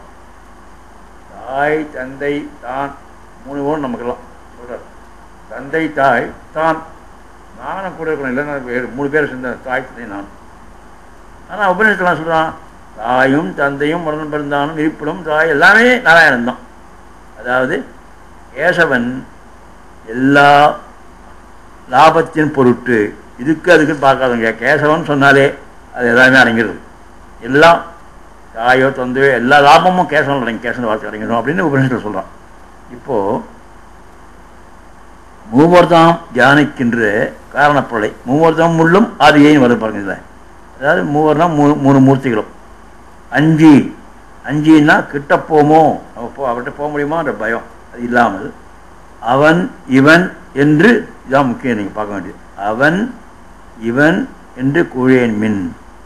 அவனாகின்றான் தேச கால வஸ்துக்களால் அளவிட முடியாதவனாய் அசாதாரணமான விக்கிரகத்தோட நித்தியர்களுக்கு அனுபவிக்கப்படுகின்றவனாய் கொண்டிருக்கிறவன் ஒருவன் சந்தேகம் பொருந்திய மனமுடையவர் ஆகாதே கொள்ளுங்கள் அப்படின்றார். அதாவது அவன் இவன் அப்படின்லாம், அதாவது இதான் இங்கே அன்னிசேஷத்தை கழுகை. அவங்ககிட்ட போவோமா இவங்ககிட்ட போவோமா இப்படி போவோமா சந்தேகம்லாம் இருக்கக்கூடாது. அதான் ரொம்ப அடிப்படை நம்முடைய தத்துவத்தில். அல்லாமல் நித்தியர்களுக்கு யார் அவங்க நினைப்பீங்கோ அப்படின்றார். அப்புறம் நெஞ்சினால் நினைப்பான் எவன், இது ரொம்ப முக்கியம். மனத்தினாலே யாதொன்று திருமேனியா கொள்ளினீர்கள், இது ரொம்ப ரொம்ப முக்கியம். இது ஞாபகம் வச்சுங்கோ. இது என்னன்னா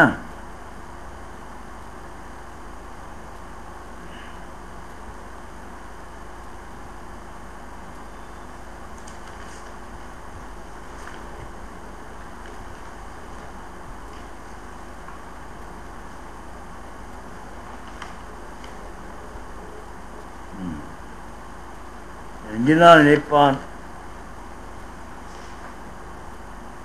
எவன்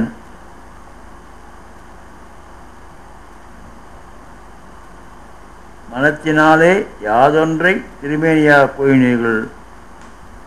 இது அப்படியே இந்த பாயிண்ட்டு முதலாழ்வார் பொய்கை ஆழ்வாருடைய பாயிண்ட். அதுக்காக தான் சொல்கிறோம்.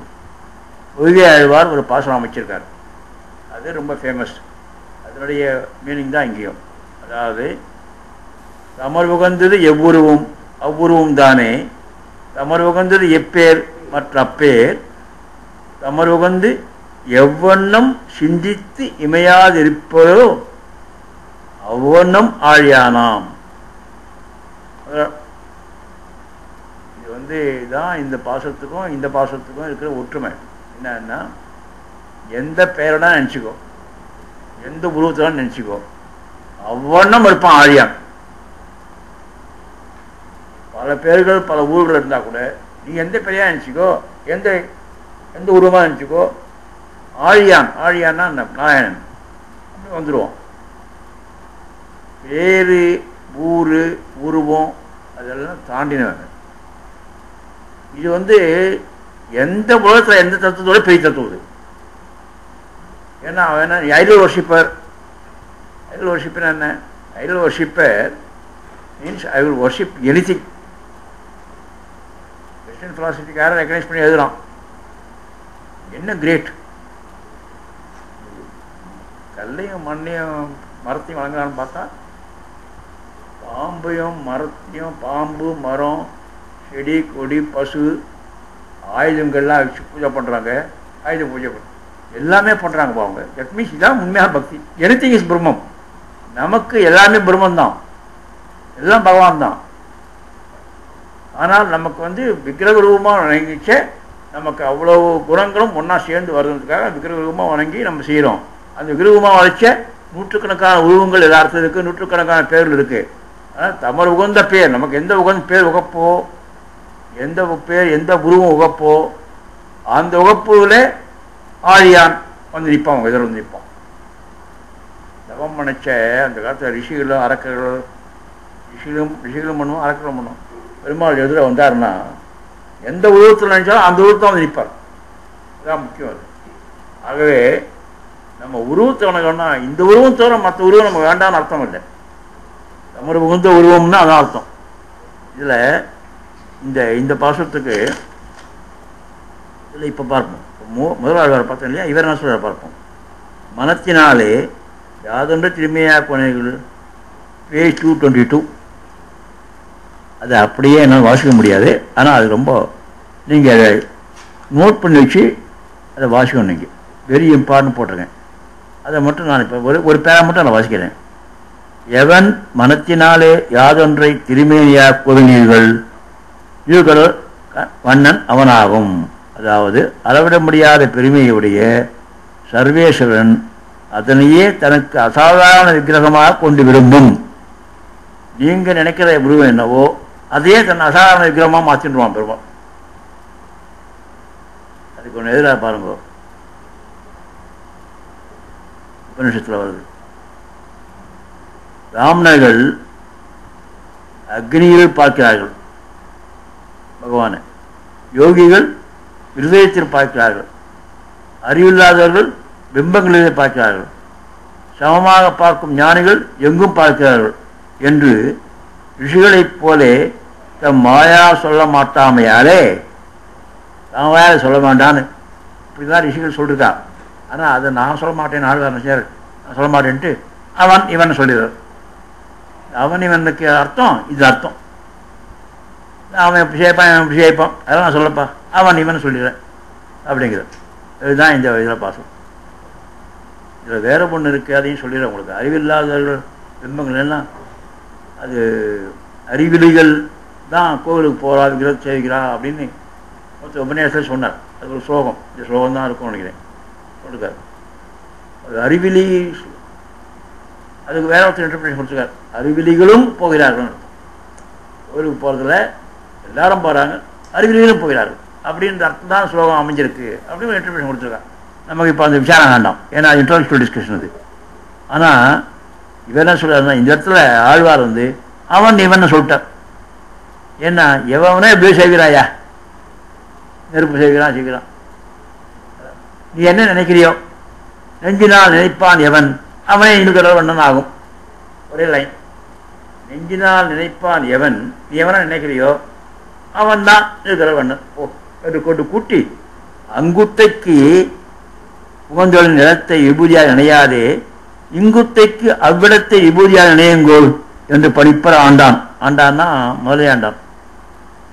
ராமானுஜருடைய 2 பேர் ரைட் ஹேண்டு ஒரு தாழ்வான முதலே ஆண்டான் ஒன்று. அர்ஜுனா, எவர்கள் எவ்விதமாய் என்னை வணங்குகிறார்களோ அவர்களுக்கு அவ்விதமாகவே இருந்து நான் அனுப்புகிறேன் கீதை என்றும், சலனமற்ற மனிதனால் செய்யத்தக்கவன் என்றும், சங்கற்பத்துக்கு இணைக்கப்படுகிற விஷ்ணு என்றும், பொன்னாலும் வெள்ளியாலும் செய்யப்படும் திருமேனி என்றும் பிரமாணங்கள் கூறுகிறாகும். ஆயின் இவ்வுலக சம்பந்தமில்லாத விக்கிரகத்திலே செலுத்தும் விருப்பத்தை அர்ச்சாவதாரத்தில் செலுத்த முடியுமோ எனின், அசாதாரண விக்கிரகத்தை நாம் ஆதரிக்கிறதும் அவன் விரும்பி மேற்கொண்டு என்றுதானே. இந்த விக்கிரகத்தை வழங்குறதுக்கு காரணம் இதை அவன் விரும்பி ஏற்றுக்கொண்டால் தான் நம்ம இது வழங்குறோம். அதான் முக்கியம். அது நான் பெருமாளை இப்படிதான் இருப்பான் வணங்குறோம், ஓ நீ இப்படி விரும்புறியா அப்படின்னு அவன் உனக்கு அருள் புரியிறான், அவ்வளோதான். அவன் விரும்பி மேற்கொண்டு என்றுதானே. அதை போன்று இதுவும் அவன் விரும்பி மேற்கொண்டாருக்கு அது தட்டிலேயே. ஆயின் அசாதாரண கிரகத்தை போன்று அர்ச்சாவதாரத்தில் அவன் விரும்பி எழுந்தளிப்பானோ எனில், முதல் தன்னிலே அவன் திருமேனியை விரும்பி மேற்கொண்டதும் பக்தானாம் பக்தர்களுக்காகவே என்கிறபடியே அடியார்களுக்காக அன்றோ, அது காரியமாய் பயன் தரும் இடத்திலே அன்றோ மிகவும் உரைக்க இருப்பது. ஆகையால் இது வண்ணனானே என்ன அருமையாக சண்டை, பயன் தரும் இடத்திலே அன்றோ மிகவும் உரைக்க இருப்பது. எங்க மனுஷன் நம்ம நேசம் நம்ம சுபாஷ் சொல்றார், எங்க பயன் கிடைக்கிறதோ அங்கதான் உரைச்சிருப்பாராம் பகவான். அதாவது என்னன்னாக்கா நம்ம எல்லாம் சொல்லுவோமா, அப்பா பகவான் கொடுத்தார். பகவான் பகவான் பேஸ் பண்ண நம்ம கொடுத்தாருக்காக பயன், நம்ம பயன் விரும்பி செய்ய அதை வந்து இங்கே அச்சாரோட செய்கிறோம், அதை வேண்டிக்கிறோம், தேங்காய் உடைக்கிறோம், இது பண்ணுறோம். சார் நம்ம கொடுத்தார் வேணா, ஆஹா பெருமாள் எப்படி கொடுத்தாரியா அப்படின்றமே. அங்கே தான் பகவான் உரைச்சிருக்கா இருப்பார். அதுக்காக தான் பகவான் நம்ம விரும்புகிறவருக்காக அங்கே வந்து உரைச்சிருக்கார். அவர் இங்கே தான் இருப்பார் அர்த்தம் இல்லை. நாம் நாமல் புகுந்த உருவம் எவ்வுருவம் அவ்வுருவம் தானே. நம்ம உந்த பேர் எப்பேர் மற்ற அப்பேர் ஆழியான். நம்ம சிந்தித்து சிந்தித்து எதை நினைச்சுருக்கோமோ அது சிந்தனை எதை நினைக்கிறோமோ அப்படி வணங்குறார். அதனுடைய டிஸ்கிரிப்ஷன் தான் இந்த பாசம் பூரா. இங்கே பாருங்க, உரைக்கேற்பு ஆகவே நிலக்கடல் மன்னன் என்று ஆகும். இது 9வது பாசம். பாசல பெல்லா.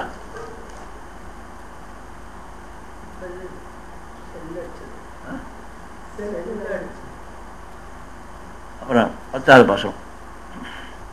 கடல் மன்னன் கண்ணன் விண்ணவருக்கு மாணிக்கம் எனது ஆறுயிர் வடாரவின் அணை கிடந்த பழஞ்சுடர் பண்டு ஊற்றுவர் அடவரும் படைமங்க ஐவர்களுக்கு ஆகி வெஞ்சமத்து அன்றுதேர் கடவிய பெருமான் கனைகள் காண்பது என்றுகொள் கண்களே.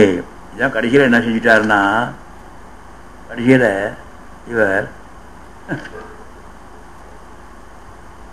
ஒரு நாள் ராமர் போய் சொல்லியிருந்தார்ல, அவர் வழக்கமாக சொல்ல கிருஷ்ணன் வந்துடுறாரு. இங்கே ஏன்னா கிருஷ்ணன் விட்டு ராமருக்கு போக முடியாது வரல. அதான் கடைசியில் கிருஷ்ணன் முடிக்கிறார். தாம் உபதேசிக்க தொடங்கின சௌலபியத்தை அர்ச்சாவதாரம் மூலமாக அடிச்சென்று பின் தன்துறையான கிருஷ்ணாவதாரத்திலே தன்துறை அப்படின்னு வந்துட்டார். போய் நான் கண்ணாலே கண்டு அனுபவிக்க பெறுவது என்றோ என்னும் மனக்குறையுடன் தலை கட்டுகிறார். அதாவது இதான் இந்த பாட்டு இடம் பிடிக்கிறாருனாக்கா, இந்த இப்படிப்பட்ட கிருஷ்ணனை நான் எப்போ பார்க்க போகிறேன் அப்படின்னு பிடிக்கிறார் கடைசியில்.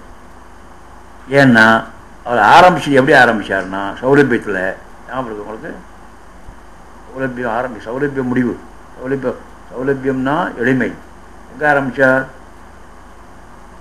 3வது 1 2 3 முதல் 10ல் 3ஆம் பாசத்தில் பத்துடை அடியவருக்கு எளியவன். அங்கே ஆரம்பிச்சு என்ன சொன்னார்? எத்திரம் அப்படின்னார். எத்திரம் கிருஷ்ணர் வந்து உரலில் கட்டி போட்டதுக்கு அப்படியே 6 மாதம் மயக்கமாயிட்டார். அதனால் அதனுடைய கண்டினியூஷன் தான் இங்கே அப்படி எத்திரம் கிருஷ்ணன் முடிக்காதீங்க அப்படின்னு. எப்பயே 225 கண்டிப்பாக படிக்க வேண்டிய சமாச்சாரம். அதை ஞாபகம் வச்சுங்க. ஏன்னா இங்கே வந்து இந்த பாசத்தில் விண்ணவர் முதல் லைனில், அதாவது விண்ணவர் பரத்துவம், அப்புறம் வடாரவின் அணை கடந்த வியூகம் பார்க்கடல், அதுக்கப்புறம் ஐவருக்கு ஆகிய வெஞ்சமத்து அன்றுதேர் அது அவதாரம், அது விபவம். 3 சொல்கிறாருங்க. இதுதான் முறையாக காலம் காட்டுது. அப்புறம் சொல்ல பாருங்க, வெஞ்சமத்து போர்க்களத்திலே நாம் அடியாருக்கு எளிவனாய் இருத்தலை உலகமனைத்தும் காண வேண்டும் என்று பார்த்து அர்ஜுனனை ரதியாகவும் தன்னை சாரதியாகவும் எல்லா உலகத்துள்ள கண்களுக்கும் இலக்காக்கினான். என்ன எழுதுறா பாருங்க, யார் எழுது? ராமாதி எழுந்து ராமாயணம் சொல்கிறார் கீதா பாஷ்யத்தில்.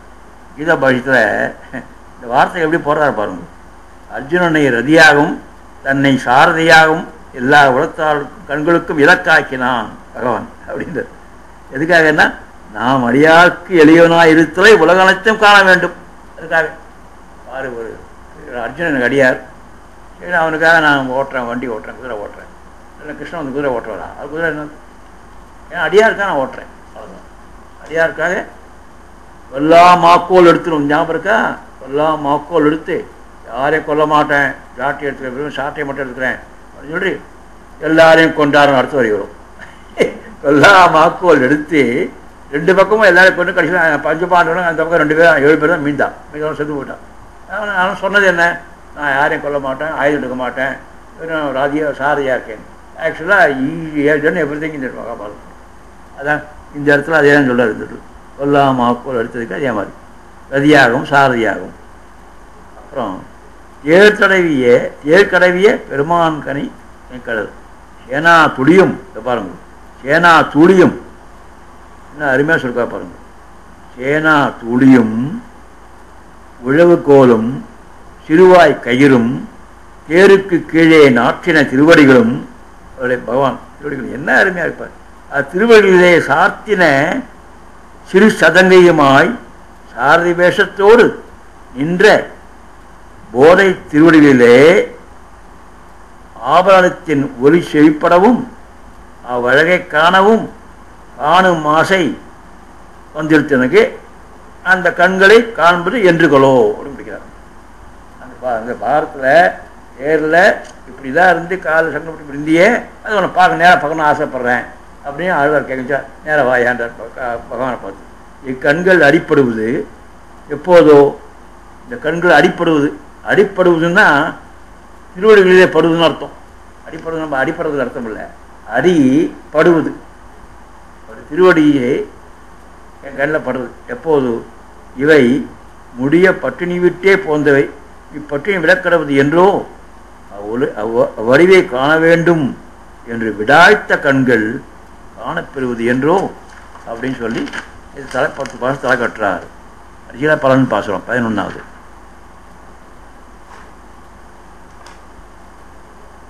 கண்கள் காண்டற்கு அரியனாய் கருத்துக்கு நன்றும் எளியனாய் மண்கொள் ஞானத்து உயிர்க்கலாம் அருள் செய்யும் வானவர் ஈசனை பண்கொள் சோலை வழுதி வளநாடன் குறுகிய கோன் சடவோமன் சொல் பண்கொள் 1010 10 கூடம் பயிலுமினே. பலன் என்ன சொல்கிறேன்னா இந்த 10 பாசுரமானா நீங்களும் பக்தராயெல்லாம் என்ன சொல்கிற பாருங்க. என்ன அருமையாக சொல்கிறாருனாக்கா ஆழ்வாருக்கு கண்கள் காண்டற்கு அரியனாய் கருத்துக்கு நன்றும் எளியனாய் அப்படின்றார். அதாவது கண்களால் காண அரியன் நெஞ்சுக்கு மிகவும் முன்னிலையாக இருக்கான். காணப்பெறாத இன்னாப்போடு சொல்கிறார் வேக்கத்தோடு. இவருக்கு பிரிவு நான் ஆழ்வாருக்கு பிரிவாவது புறக்கண்களாலே காண வேண்டும் என நசையாலே மனத்தின் அனுபவத்திற்கு வரும் கலக்கம் அதான் அவருக்கு பிரிவு. கலவியாவது புறக்கண்களால் நேரே காண்டலை போன்று உட்கண்ணால் காண்டல். உள்ள கலைஞனாக வந்திருக்க நிறையா உள்ளே போனார் நெஞ்சுக்கு போனார் நான் சொல்லிருக்கேன். அது வாசம் இப்பத்தால் இங்கே பாருங்க இப்பத்தால் பக்தரா கூடும் பயிலுமின் அப்படின்னு சொல்கிற அந்த பாசம் வந்துட்டு இப்பத்தால் அதுக்கு எல்லாம் கிடைக்கலும் மனசு நெஞ்சு வச்சுக்கோ. எல்லாம் கிடைக்கலும் கிடையாது ஒன்று கிடைக்காது ஒன்று தான். அது என்ன மக்களுக்கு பகவானிடத்தில் பக்தி அதான் கிடைக்காதும். ஆனால் அவங்களுக்கு கிடைக்கணும்னாக்கா இது திருவாயம் வழியை கற்றுங்கோ கற்றுண்டா அது பக்திகளுக்கு கிடைக்கும் அப்படின்னு முடிக்கிறார். அதனால் வாட்சிய நுகர்ந்தது ஒன்று திருமேனியார் ஒரு பொருளிலும் விருப்பம் இல்லாதவனான சர்வேஸ்வரன் அடியாளத்தில் வைத்த வாட்சளித்தால் இவன் உகந்தது ஒன்றை திருமேனியாக விரும்பி இவன் முன்பித்ததை உண்டு அகங்கள் தோறும் புக்கு விடமாட்டாமல் இருந்தால் இவன் நம்மை விடமாட்டாது இருந்த பின்பு நாமும் இவ்விடத்திலே அனுபவித்தால் ஆகாதோ என கூடுமன்றோ என்றபடி அப்படின்றார். என்ன இந்த பக்தியினுடைய டெஃபினேஷன் அப்படியே வருது. பயிலுமின் என்றால் பயிலவர்களோ எனின் நிதி இங்கே உண்டு என்ன அவ்விடத்தை தோண்டி பார்ப்பாள் என்றோ என்ன சொல்ற பாரு. இங்கே நிதி பணம் இங்கே ட்ரெஷர் இருக்கிறான் உடனே தோண்டி பார்க்க மாட்டாங்களா? ஒரு ஜோசியம் கதை ஒன்று வரும், அதை இப்போ சொல்ல முடிய டைம் இல்லை. இங்கே எங்கள் வீட்டுக்குள்ளே வந்து ஒரு சாமியார் சொன்னான் தோண்டி பார்ப்பா அதில் கொண்டு போயிட்டார். அவன் என்ன செஞ்சான் தோண்டி பார்ப்பான்ற போது தான் காலம் இங்கேன்னு ஞாபகம் இல்லை. அவன் ஒரு நாள் தோண்டி பார்த்தானான் எங்கள் கையில். திருப்பி 6 மாதம் சாமியார் வந்தேன் என்னப்பா தோண்டி பாருன்னு எங்கேயுமே கையிலே பப்ளிஷன்